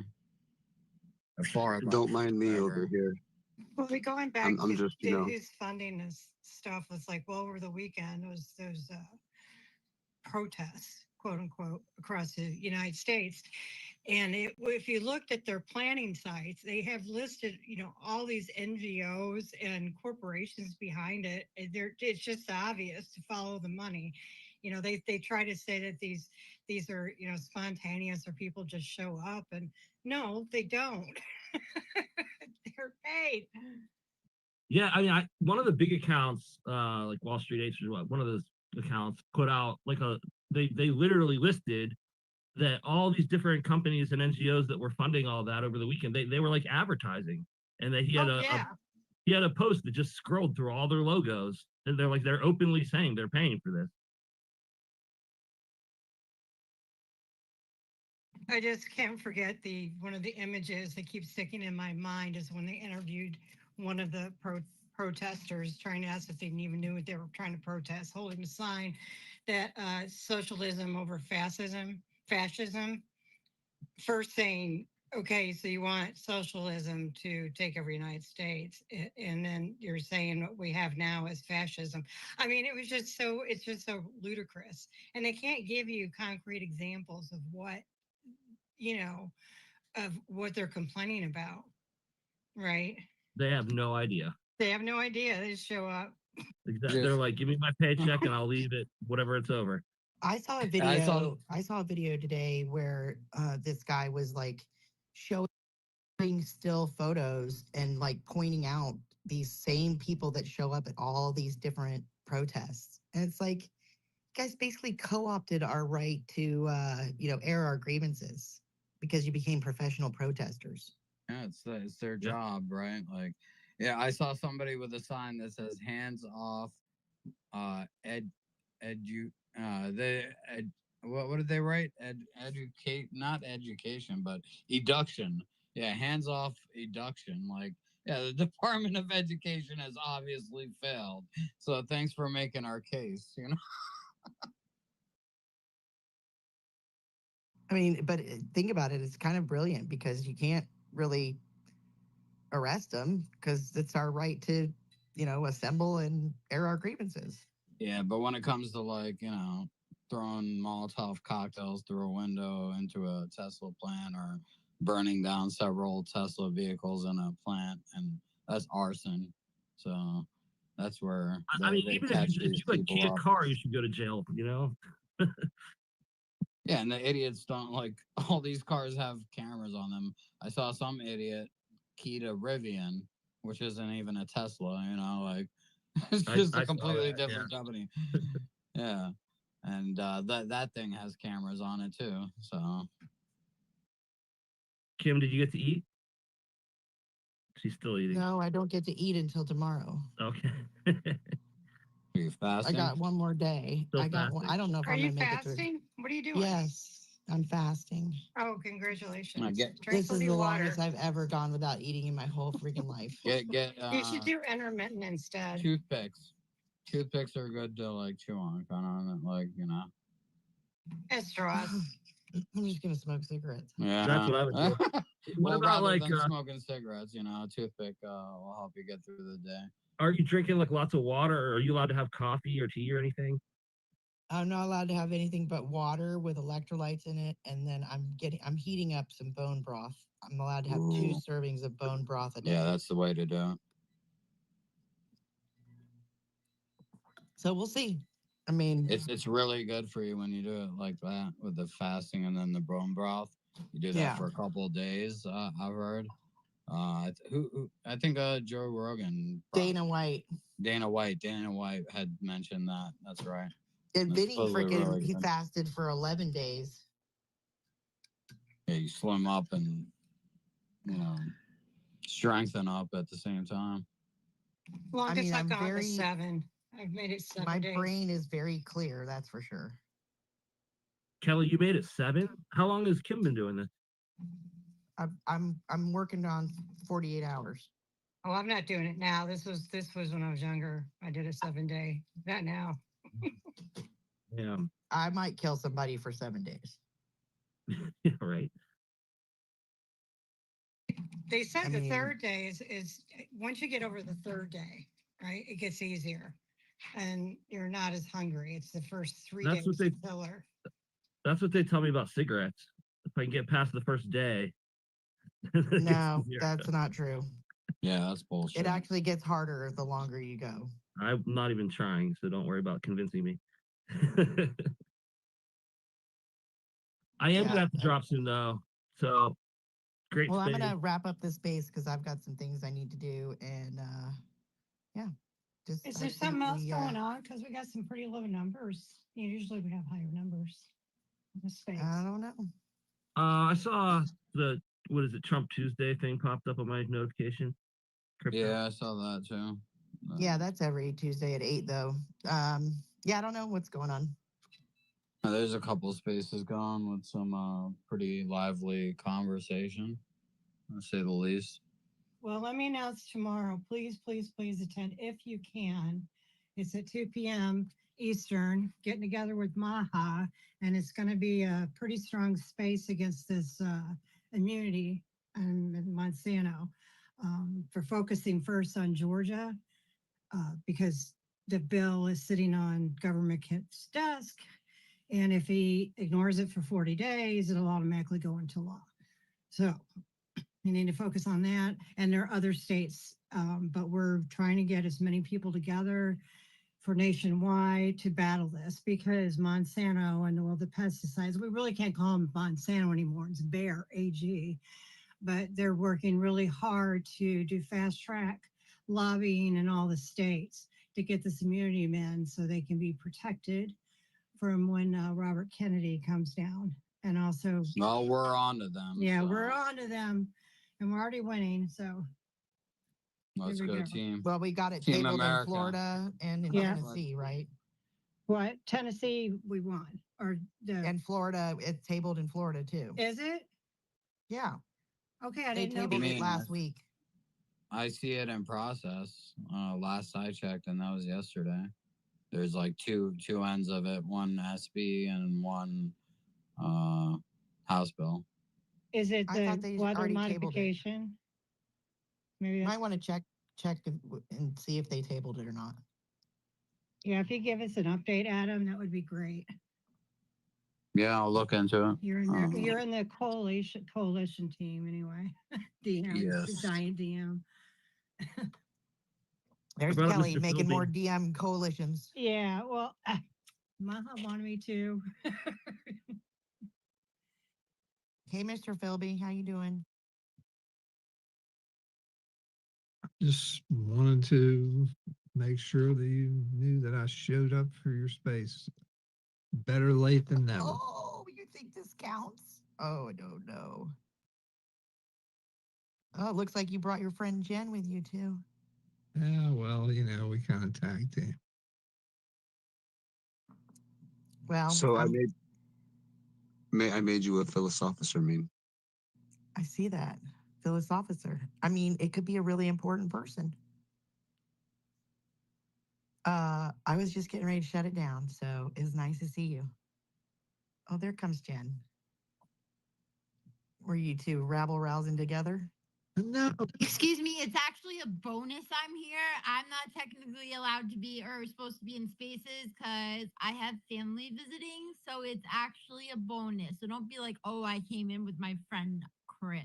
What? Well, it's just very conspicuous that you two came in together. It's because great minds think alike. That's why. Greatness attracts greatness. I bow to your greatness. Well, you guys missed it because we learned about how to control people, and we also learned a lot about cognitive dissonance. Well, I'm And- glad to see that's working for you. And we learned about 5 presidents that all served one term. Have you learned how to control Adam? No, I haven't learned how to control anybody. I don't think I want to. It's I better do want to. Hey, I Jen. do. Oh, sorry. Go ahead. No, I just wanted to ask Jen if she heard the good news about Tennessee killing the bill on the Monsanto. That thing is tabled, dead. those libertarians, man, they get to work. So we need to all the libertarians work across every state. Damn right. We'll step up for that stuff. Most definitely. Tennessee is a farm state. It's a red state. It's the home of Noah's Ark and Dolly Parton. Well, the thing is we're fighting the American Farm Bureau Federation too. That's why I put that whatever his name is, Libby. What's his name? Ziggy? Or Ziggy, yeah. Put his Ziggy. face out there today. Yeah, you saw me tag him. Yes, I did. Shame Like, that. I'm like, shame on you. Ziggy. It was Zippy, not Ziggy. Oh, Zippy. Yeah, Zippy the squirrel. Like, what the kind of name is that? Oh, by So the way, I'm Kim- going to look up what Franklin Pierce looks like because apparently he's the hot president. Oh, for God's sake. What number was he, Kim? Number 14. And yeah, you're checking out the 14th president of the United States. At I least it's thought not the 69th. We haven't gotten there yet, Jen. And here comes Jen. We do have the DeLorean, so. I didn't know you were a necrophile, Kim. Ew, Pepe. Well, he's kind of a corpse. Oh my God, Kim, Louis has discovered the other side of the house and now refuses to go back to the other side because the cat literally has been seeking him out and attacking him even in his sleep. So the cat is bullying the dog over to the other house. No, it's bad. This cat is a psychopath. I don't know where this cat came from. I don't even really like cats. And now I have a freaking cat living in my house that literally I'm laying there sleeping, almost asleep the other night. All of a sudden I feel paws all across my body. And then he attacks Louis underneath the blanket. Because he was moving. No, the other night, Louis just laying there on the bed, minding his own business. The cat gets up on like 2 legs and starts slapping Louis in the face. Poor Louis. I put a picture. I don't think of, this guy was that hot, by the way. Yeah, I put an image of him in the purple pill. I don't know. He had kind of that loose, kind of Wait, rough look. wasn't Kennedy the hot president? And like, ladies, I'll say this because Destiny's not here. I don't think JFK's that hot. I didn't like it either. I didn't know this. It seemed Like I mean- everyone is obsessed with him, and I'm like, dude, he looks As far like, as presidents go, I mean, because most of them are freaking butt ugly. Some down, people just like the country boy look. What can I say? down in the pill, I put the ultimate cat toy for those of you who have cats. Oh, gosh. Does it have American Mission on it? By the way, Mr. No. Philby. dude, he looks like Jack the Ripper. Yeah, he does not. This is a cat toy that the cat can hit and it's got AI built into it and it'll run away from the cat. And it's got avoidance shit so it doesn't get stuck under furniture. Yeah, it's the shit for cat toys. I think that the camera wasn't very good. Why does President Pierce look like Severus Snape? Oh, by the way, we think we discovered that our first gay president was James Buchanan. What do you think about that? How do you? So how do you it feel- wasn't Obama. just because he wasn't married. No, because he was real close with his senator friend and vice president, William something King. William Rufus King. They lived together. Yeah. They shacked up, man. And they were Maybe They were very, just friends. Maybe they were trying to save money. they were very affectionate. Was Lindsey Graham's favorite president in history, and then we'll know. Pepe, James I is- put your philosophers up in the nest. Philosophers. Okay, it's safe to say none of the presidents have been hot. I agree with that statement. Like they're all kind of like weird looking. Well, most of the presidents were pretty old when they became presidents. So, yeah. Yeah, but George Clooney's still hot, even though he's a globalist asshole. He's still hot for an old man. I mean, come on. People tell me I'm cute, but I'll run for Of president, course you're Chris. cute, Chris. That's why you got all the ladies in spaces chasing you. Oh, we even had a question about photography for our model photographer. what is that? We wanted to know what, because You got black hat. White hat. White hat. he wasn't in here Oh, either. he's a black hat. Neither one of you were Yeah, here. that's fucked up. That's He was. racist. Is that black hat? Is that white hat's evil twin? Yeah, it's like the spy versus spy. No, his evil His twin is other Dark side. Helmet. Oh, Darth Helmet. That's right. Dark Helmet. Not Darth. I'm surrounded by The one assholes. guy that got banned. Remember, Black Helmet kept getting banned. Yeah. Well, this not to be confused with the black. I was gonna say, Uh, Chris, but you beat me to it. We had a space with Rainbow Helmet in it one day. Is someone Rainbow the cat with Helmet. lasers? Rainbow Helmet. It was. Have any of y'all ever dealt with Warwolf? He's a kind of pseudo lefty. He used to have a rainbow because he's gay, and he used to have a rainbow stormtrooper helmet. And somebody in the thing started calling him Rainbow Helmet, really pissing him off. It was hilarious. It was daguerreotypes. Do you know what that is, Mr. Philby? I know what it is. Daguerreotypes are the earliest photographs. Yeah. I took history of photography. Look at Jen. Wow. Ooh.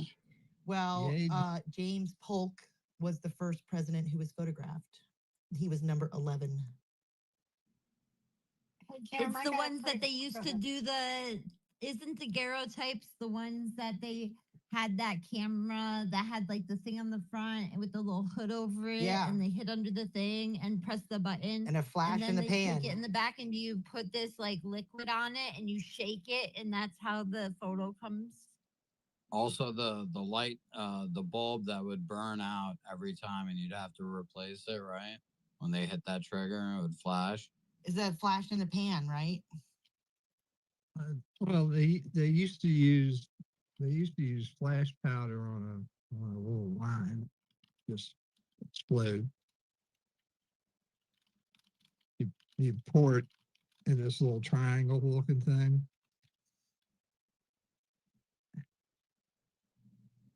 and it would just go off. You know from Decorate the- experience? You should. Damn. Oh, she Yeah. said you're as old as lightning dust or whatever. Hey, Kim, if Yeah, you want to end did it you- with a quiz, I put a quiz from PragerU, and I think it's only 10 questions. It's in the back channel Okay. about socialism. Let's do that. Let's do a quiz. We should do a pop quiz for Mr. Philby and Jen. That's right. Pop quiz, hot shot. Let's go. So, Chris, did you patent this flash technology? No, actually, yeah, like flash powder and a spark. That's not really rocket science. This takes me to a lesson. Where am I going? Wait, what? It should have taken you right to the 10 questions. Like the first question. Oh, the Venezuela quiz. Yeah. All right, let's do this. So we're going to find out whether or not we're Venezuelan. No, if we understood what happened there, and it'd give us a lesson why socialism is bad. So, Oh. yeah. So what year was Hugo Chavez elected president of Venezuela? 2000. There's It's- a multiple that's not one of choice, the isn't options. it? Yeah, give the options. It's 1981, 1998, 2022. I mean, sorry, 2002, and then 2015. Imagine they were a rich country and like very like well off, and they implemented socialism and Adam, we're taking a quiz. well, look at it now. Adam, answer So the question. Pick a number. 2002? What year? What? 2002. No, Sorry. 1998. Meh. 1998. I mean, we're He was Wait, I didn't even hear the question. when was Hugo Right. Chavez elected president of Venezuela? Which industry did Hugo Chavez nationalize in Venezuela? Banks, the grocery stores, the energy industry, or all of the above? all the above. All the above. You are correct. How many Venezuelans have fled Venezuela since 2010? 2%, 2%, 14%, 22%, or 54%? 54. 22%. 22. I was gonna say 54, and you like don't have a country anymore. 22. Yep, Mm, it's use 22. it. Yeah, they didn't have toilet paper. They have trees. Have you been to Venezuela? No, I wouldn't go there because I hear I- that they lop your hair off and sell it. I know a family that came here in refugee from that time period. They Yep. they scattered. It was bad. They were the third richest country in the world at the time.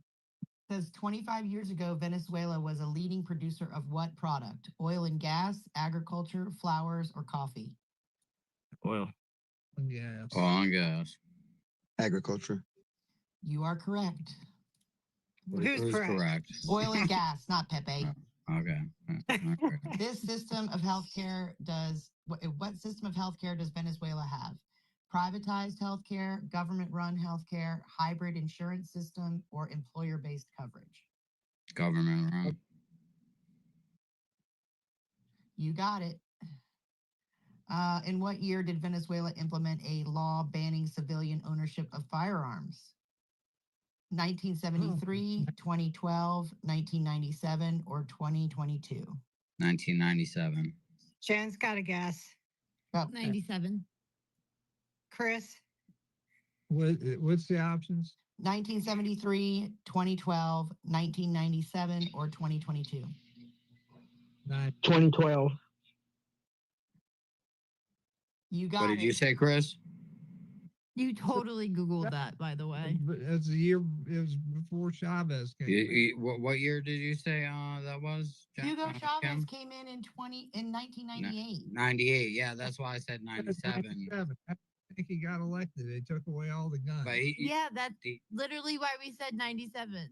But yeah, it was but 2012. she says it's 2012, so it was after the fact, What? which It is says under the That's direction. not correct. Where are you getting that? A Yeah. textbook? right. From Yeah, you. right. That was From a Prager textbook you. from some liberal arts school, Kim. No, Yeah, it like, was that's Prager bullshit. you. The whole reason Hugo Chavez took over like that was to freaking be a socialist freakazoid. Well, so it says under the direction of then President Hugo Chavez in 2012, Venezuela enacted the Control of Arms, Munition, and Disarmament Law, which effectively banned the sale and private ownership of firearms and ammunition. Though officially framed as a crime reduction strategy, the law gave the government full control over the possession and circulation of weapons. Civilians were required to surrender their firearms, and the state shut down legal avenues for gun purchases. The law's implementation came at a time when democratic institutions were already being systematically dismantled, with executive power expanding and dissent increasingly criminalized. Disarming the civilian population removed one of the last checks on state authority.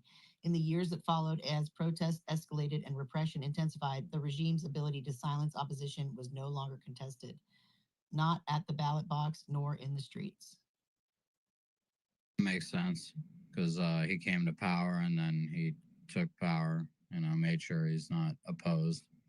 What percentage of Venezuela's population was living in poverty by the end of 2018? 20%, 40%, 60%, or 80%?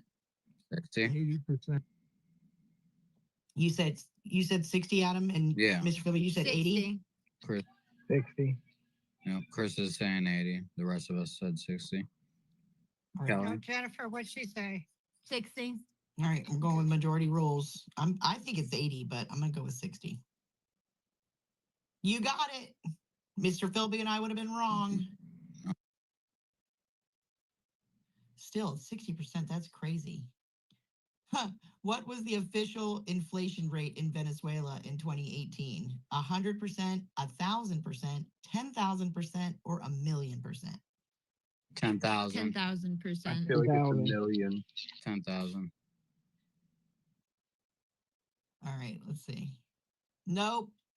It was 1,000,000. Pepe was right. Woo! Pepe coming from the end. Imagine that inflation rate. 1,000,000%. How do you get out of that even? Like, how do You you? You have get to- Doge, but you get Doge ahead of time, But- and which is what we're doing But before we What do get you there. mean you can afford a loaf of bread? That's $5.4 million. You can time travel. Yeah, they had like 8 different currencies, and everything was so devalued that like nothing counted for anything. I mean, how do you pull out of that? You don't. The economy crashes essentially, but you know. They Uh, didn't we're- pull out we're- of it. Not yet. It says the hyperinflation. we're saving ourselves from reaching that point, but that's where we would eventually reach if they keep pushing this universal health care, carbon taxes. Well, don't all forget this. that Venezuela emptied their prisons and sent them to the U.S. Yeah, lucky us. We're sending them back, or they're going to El Salvador, right? Well, we've been buying their dirty oil and Well, taking care of their prisoners. Tren de Agua, or whatever, Tren de Agua. They're from, that is a Venezuelan Mexican like street gang, prison gang. Oh, Now they're domestic terrorists. Yeah, Well, they're they're- terrorists. They're not organization now. Mexicans, right? Like everyone, No, they're they're not not. cartel. That's Right? MS-13. This is like a completely separate thing from the cartel. Yeah. This is Tren de Agua. This is what ran Venezuela this whole time. They shipped it up here. That you know that the I mean, why do you think the- they? Oh, go ahead, Deb. No, I was gonna say they said that Joe Biden sent a letter to the president to send them up here and to release them from their jails. To send them Yeah, but up why here. do you think they chose Venezuela? Look at how successful they were in Venezuela, and they wanted the U.S. overthrown, just like Venezuela was overthrown. Here, Literal treason. here's the next question. Yep, and you collapse the economy. Yep. Number 9 is which country has been the largest importer of dirty Venezuelan oil in recent years? A, the United States, B, China, C, India, D, Spain. United States, China. I think it's United China. States. No, we refine a lot of it. Like you said, it's dirty, so bring it up to Texas. I think Joe and Biden freaking do a sold lot of all our refining. oil, and then freaking when he got into a pinch, he started buying up copious amounts of it. No, when they say dirty oil, I don't think they mean I like, was, like, I was, like I was, it I put needs the to be dirty in there. refined. I put the Dirty oil means if there's sanctions on the oil and you're still buying the sanctioned oil. no. The No, dirty they're- oil they're- it's not clean like the Saudis. Yeah, Venezuelan oil is for shit. It's got a really high sulfur content, and we're the only ones that can refine And it. I put the dirty in there. Oh, okay. All right. Who are we going with? United States? That's who I'm. am. I said China. It's China. I think. Damn, Adam. What? Jen said China too. Jen got it right too. Dude, do not challenge me to trivia. I pull freaking answers out my ass. Why did farmers stop producing in Venezuela? A, farmers couldn't make a profit because of Chavez's enforced price controls on food. B, Chavez outlawed farming. C, farmers moved to the city for government jobs. D, the government imported all food from Cuba. E. Did Monsanto. Chavez outlaw farming? I don't know. My answer is E. Monsanto came to town. You're right. Well, that's not an option. And I don't think they imported their food from Cuba. Well, wait, what did you say? The A was what? Farmers couldn't make a profit because of Chavez's enforced price controls on food. A. Actually, it might be that one. Yeah. Yeah, I go with It's that one. A. So, You got it. yeah. Let's see how socialist Price we are. controls usually ruin a country, and now it sounds. I have PragerU. I'm not signing up. I already have. Wait, why are you giving us Russia or Venezuelan questions when we're in American civic space and this is supposed to be a pop quiz and I'm still killing your pop quiz? It's my fault because I got an email from PragerU, and it was just a educational lesson on what socialism can do to you. It was just a quick quiz, which I think this is pretty cool. If we had a quiz at the end of every civic space, Yes. kind of fun. We got 7 out of 10 right. We passed. I like it because it's preventative education. It's keeping us the quiz from was what called can What's be. I Not. think we should just have trivia night because I like trivia. Yes, we Let's can. do some trivia. We could do a Grok-led trivia night. Oh my! Wait, hold on. Let's just ask Grok to give us trivia questions. Hold on. Go for it. So it says, well done. While there's always more to learn, a score like this shows you're paying attention and thinking critically. That's the exact mindset we need for more America today. PragerU, I don't know. What's not to love about socialism? That was the name of the quiz. Well, a whole lot. Like, how about starving and Can having someone food? else do that? I don't want to be the one with the answer key. Okay, I'll do it. I'll do a couple. Are you gonna do like 5th grade level civics questions, or Are you smarter Or than than a fifth grader. Yep. All right, so Look at Jeff Foxworthy. all right, let's see. hey, if you grew up in Massachusetts, you learned a lot of this stuff. I'm but, gonna like, start a new You tend to one. forget it over the years. Give me trivia questions based upon the first 15 Constitution. presidents. Oh no. Gay. What do you want the trivia to be based on? Civics questions. I don't know. Yeah. On a certain grade level or something. High school level. US civics questions. for 5th graders. Fifth graders. Yes. When we don't answer these, everybody's gonna be like real mad. I think that's the point. All right. Who is known as the father of the Constitution and later became the 4th president of the United States? James Madison. Look at you, smarty.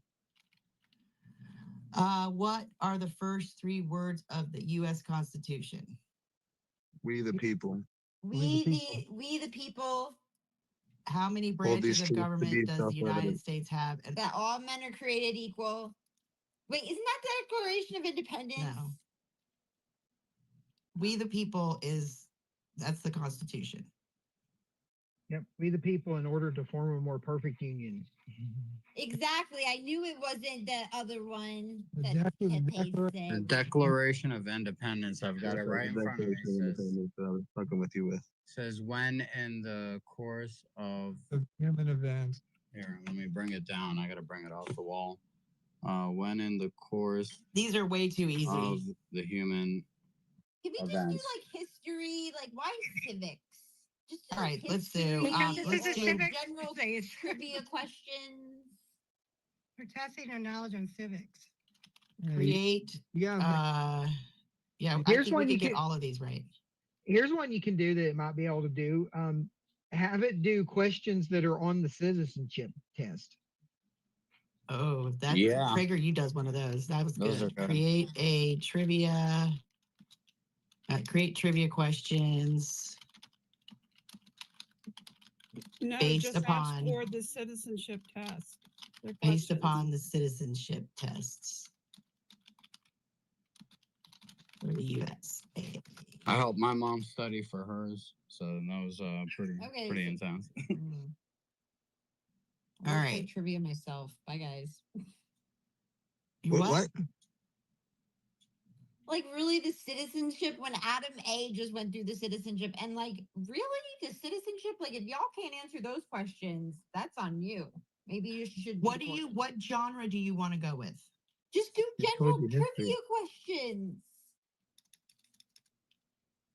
Give me Now remember, this is a civic space. It's got to be based on. She said general yes. trivia questions. Stop trying to put me into your box, Kelly. Put me in books. What is the largest planet in the solar system? Jupiter. Jupiter. Good job. What year did the Titanic sink after hitting an iceberg? 1912. Nice. Which animal is known as man's best friend? Dog. Dog. How many days are there in a leap year? 364. This is 66. ridiculous. You got to go up. What is the 366. smallest prime number? 1. Nope. Damn it, 0. 2. 1 is not a prime number. Oops.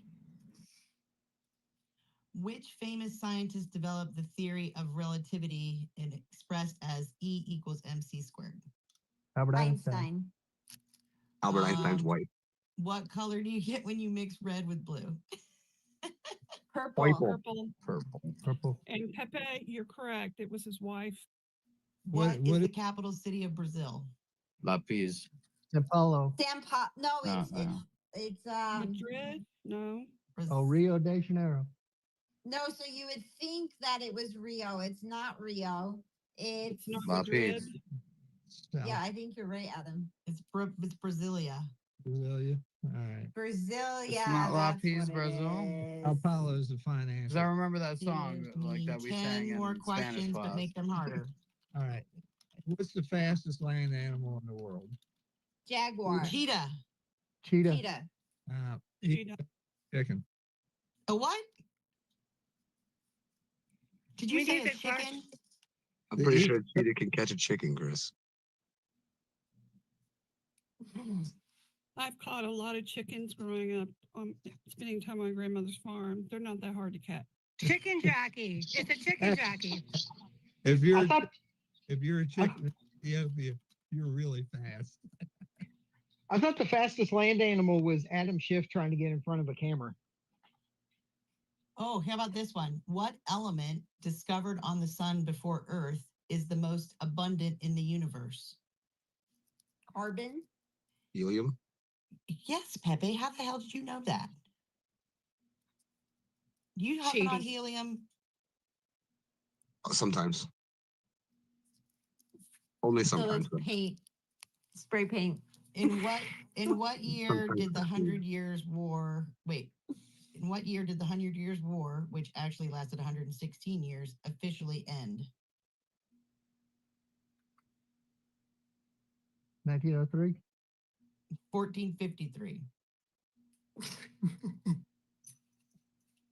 What is the only country in the world named after a woman located in the Caribbean?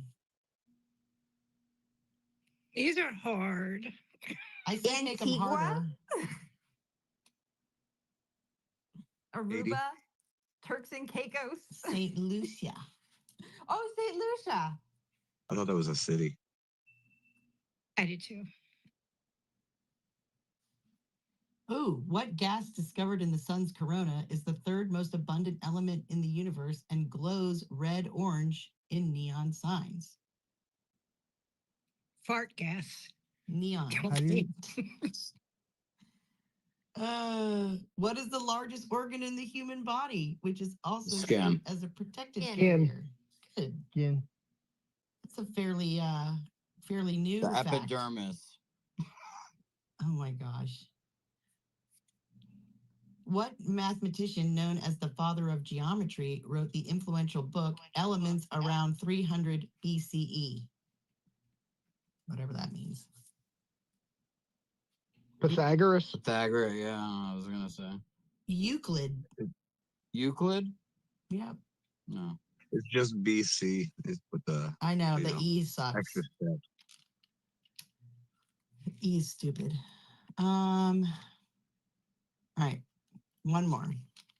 Less I'll take hard. geology for 500, Alex. No, I'm just kidding.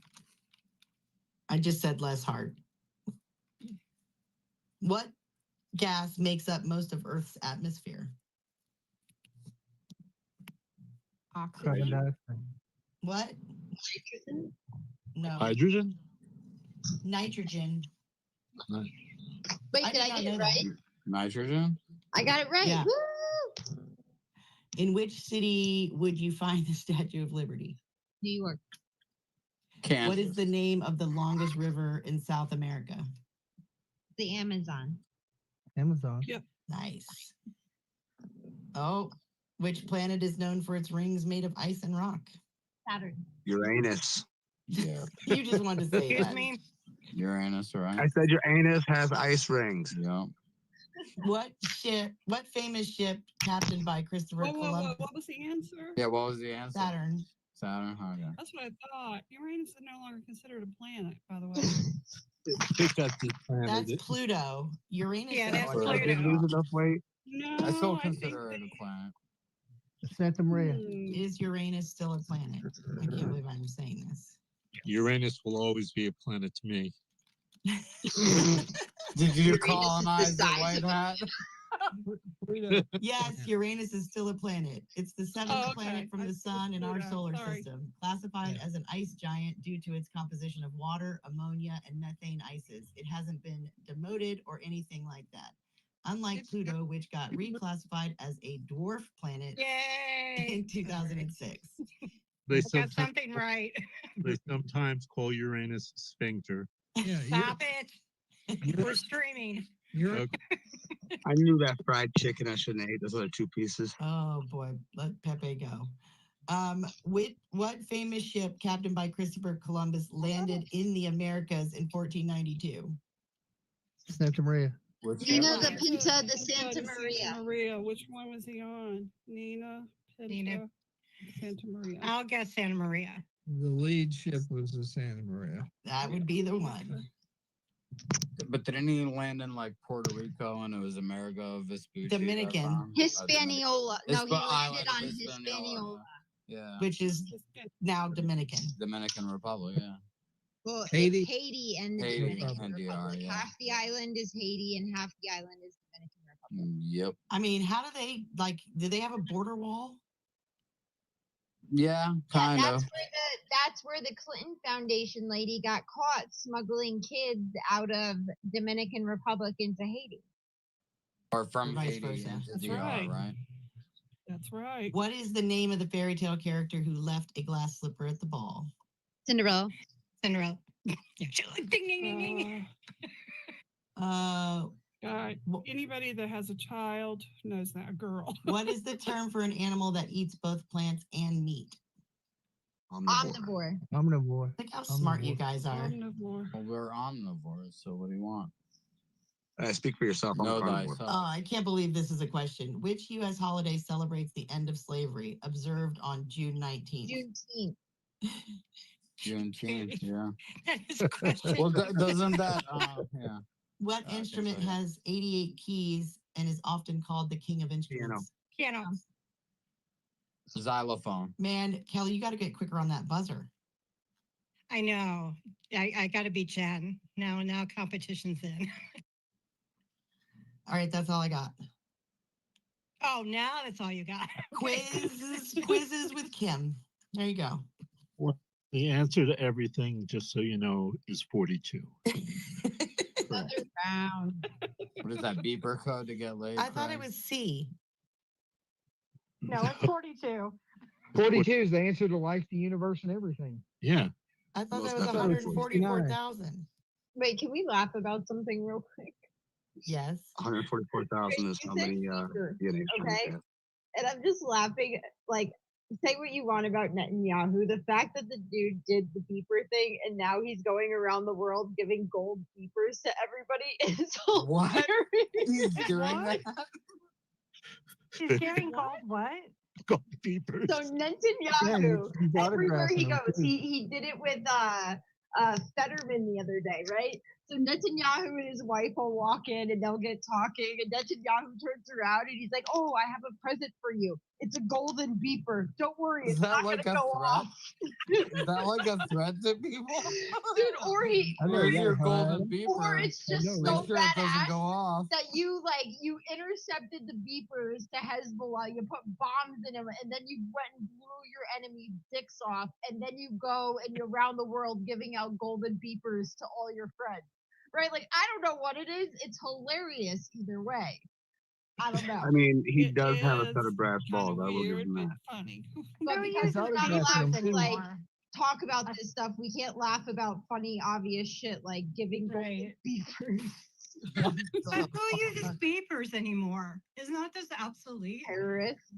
No, Well, that's someone literally wants what. to Yeah. talk to you. So that's what he did. They intercepted the shipment of beepers to Hezbollah, right? They Oh, put yeah, okay. bombs inside the beepers, sent them off to Hezbollah, and then like one day at 12 o'clock, they all went off. And think about where you have a beeper on your belt buckle. It Nut. literally Yeah. So he's out trolling everybody. With the golden beeper. Like, yo, do I take this as like a trophy or So you gotta watch or a the- threat? Dude, you have to watch the Fetterman video. Fetterman, so he hands him the Oh, beeper. and Fetterman's And like been like kind of Fetterman's like, pro-Palestine rallies, no? This is hilarious. And you can see him on his face like, dude, I'm gonna get so fucking fucked for this. His eyes got so big too. I wonder if he was worried that it was going to go off on him. Dude, I don't know. Like, I'd sweep that shit for explosive just on the off chance. But if you're really going around giving golden beepers, like, that's freaking hilarious, bro. That is really funny. I can see the memes. That's so funny. There's a troll contest going on. It goes off and it just says, trolling contest. I mean, listen, he's I got can see big. Trump doing that. No, exactly. He's got big shoes to fill, right? Donald Trump's back in action. Now all the other leaders have got to step up their gotcha game. it goes off and it just says 307845. You know who's figured out Trump and how he talks about things like 51st state, let's just buy Greenland and the Panama Canal, the way he talked about it, where it freaks out everybody. It's a total Victor Davis negotiation Hansen has tactic. figured him out, and he sits there and just rolls out. He sits there and studies Trump, and he nails him every time on what he's doing. He loves Trump. You should Well, listen to him. Anyone with a sense of humor has to love Trump. I'm interested to see if, like, after all this deal goes through with BlackRock and the Panama Canal and like all that, like if we end up dissolving BlackRock just because it's become like a bit of a monopoly, Well, China's just, putting their just foot throwing down that out. there. Well, China's yeah, but they're not owners of companies. They manage shares. Yeah, that's the thing. They own a lot of But they different have a shares of fiduciary companies. responsibility legally, and two, you can walk away from them. So I do think, but Larry Fink is really upset about the state of our country. It's dirty, things are broken, and all that. And he told them to get their act together. Maybe So Well, like I that what, wonder interests me. why. I wonder why it's so dirty and yucky. well, somebody Hmm. did mention the Mhm. robber barons sort of scenario of things, and kind of did. I mean, he's the improve one who rolled things. out the DEI and the ESG and like made our companies focus in on, mental well-being or whatever. Yeah, but that didn't come from them. They came from They Obama. enabled it. Well, the goal of the global is They to had to manage it. is They to had to make manage it. to make total chaos, so they can. But the minute they were done with it with Trump in, he was happy to let it go. But the ESG, yeah, he dropped that ESG. He was the very first ones that like pushed it. Essentially, he was just because they Well- own such a stake in so many different Yeah. companies, like you were saying, they're able to push that. But the minute it was over, he was done with it. Yeah, that's good. I mean, Fall in line. Target lost millions. A lot of these national companies lost millions when they had to do advertising and product for that population. It was not good. They didn't have to do it. They chose to do They it. chose to do it. Yeah. Legally. But that was all BlackRock bringing that in. It was the government telling BlackRock, and BlackRock pushed it down. Yeah. But BlackRock doesn't own them; they're shareholders. So it's a little different. Well, if you're a large enough shareholder, you do own voting Well, if you're rights. making money off the government and you get contracts and Yeah, but you what know, company wants to lose money? no, but I'm saying their reasoning why they'd want to push it is, like that they could push it from the government if they made money off of government contracts. So that's the thing. A lot of these companies, being the share managers, they lost a lot of money.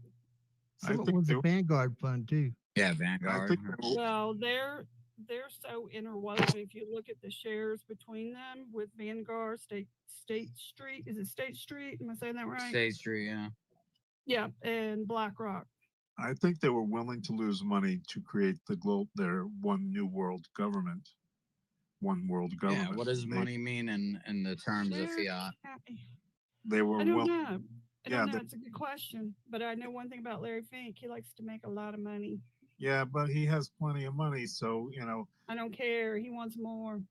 While everybody else starves, He likes power. He likes control. Yeah, after a certain level of money, it's no longer about money; it's about power. Yeah, it's think about it. You There you own a certain percentage of, so many assets, and that's what it really comes down to. Or even the monetary fiat. I forgot the name of the guy. He built all the roads on the highways on Long Island, and Robert Moses, and he never became super wealthy, but he was one of the most powerful men in the country for a while because he basically he knew how to manipulate situations in such a way. I mean, if you ever heard of Jones Beach and Robert Moses Beach, he built those. Yeah. And those, they were gorgeous, but he wrote Joe's a book. Beach is like literally racist now. Like, I don't know if you've been there white hot lately. Oh, no. So it is I'll let you finish your story and then I'll tell you. Go ahead. No, I was just saying that the guy never stopped working. He would travel with 2 limousines and he'd have a meeting in one, let the person go and head up to Albany. So he'd never lose any time working. So I went to Jones Beach, right? And it was the weirdest thing because like every sector of Jones Beach is broken up by like race, right? So you have like the white people in one section, the black people in one section, the Dominicans in the one section, the Haitians in one section. And I was like, what the hell is this? It was the weirdest shit. It was really weird. It was like a UN convention. That is odd. No, it was so odd. Go ahead. I'd go down to Robert Moses Beach because that was still kind of clean. It's probably not that way anymore. It was still pretty nice last time I went. Yeah, okay, so it's far enough from the city. Definitely do not go to Coney Island.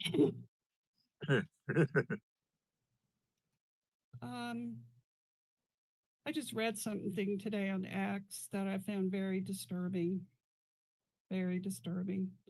Do you remember when RFK Jr. was going through confirmation and the holdout was Dr. McAllister, senator from Louisiana?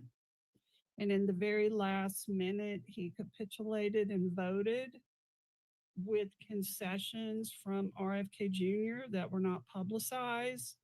Well, now we know. He moved up in seniority on the health committee and he can kind of control things with RFK Jr. This is not good because I couldn't understand. It seems like it was delaying stuff, but now he's got 2 people in there he can work with. But Dr. McAllister is up for re-election in the midterms. We have to primary him. He's got his foot on RFK Jr. And he now has 4 of the pharmaceutical companies donating to him. And I'm going to do the deep dive tonight to confirm it all. But he has to go. He's going to stop a lot of things we want to happen. His name's Cassidy. Do what? Bill Cassidy. Yeah, I'm sorry, Bill Cassidy. I'm sorry. But he's not a good actor.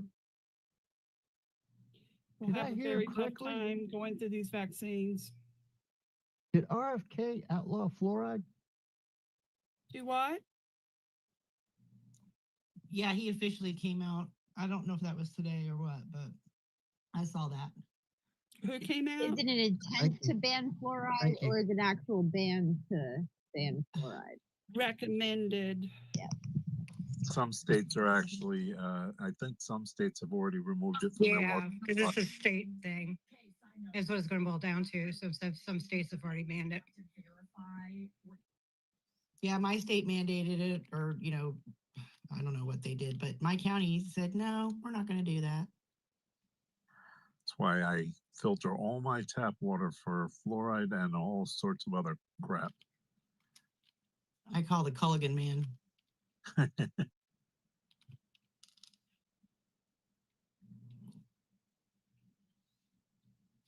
All right, everybody.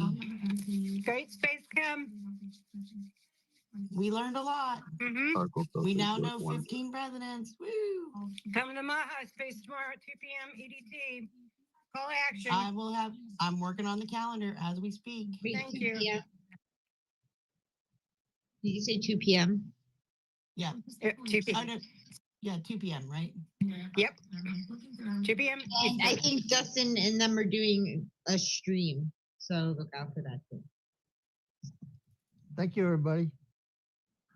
Bye-bye. Thanks, everybody. Thanks for my co-host. Thanks, Adam. Thanks, Michael at the bar. You're welcome. Awesome. Thanks for having me. Great Thank you, space. Mr. Philby, for coming. Really appreciate you. Thank you for coming too, Jen. And Yeah, Jen and Chris. don't forget to subscribe. Don't forget to visit our stores. Don't forget to sign up for the daily mission. And don't forget to learn civics. And brush your teeth without fluorinated toothpaste. tip generously. And Jen, I need to call you because I need to talk to you about the bikini.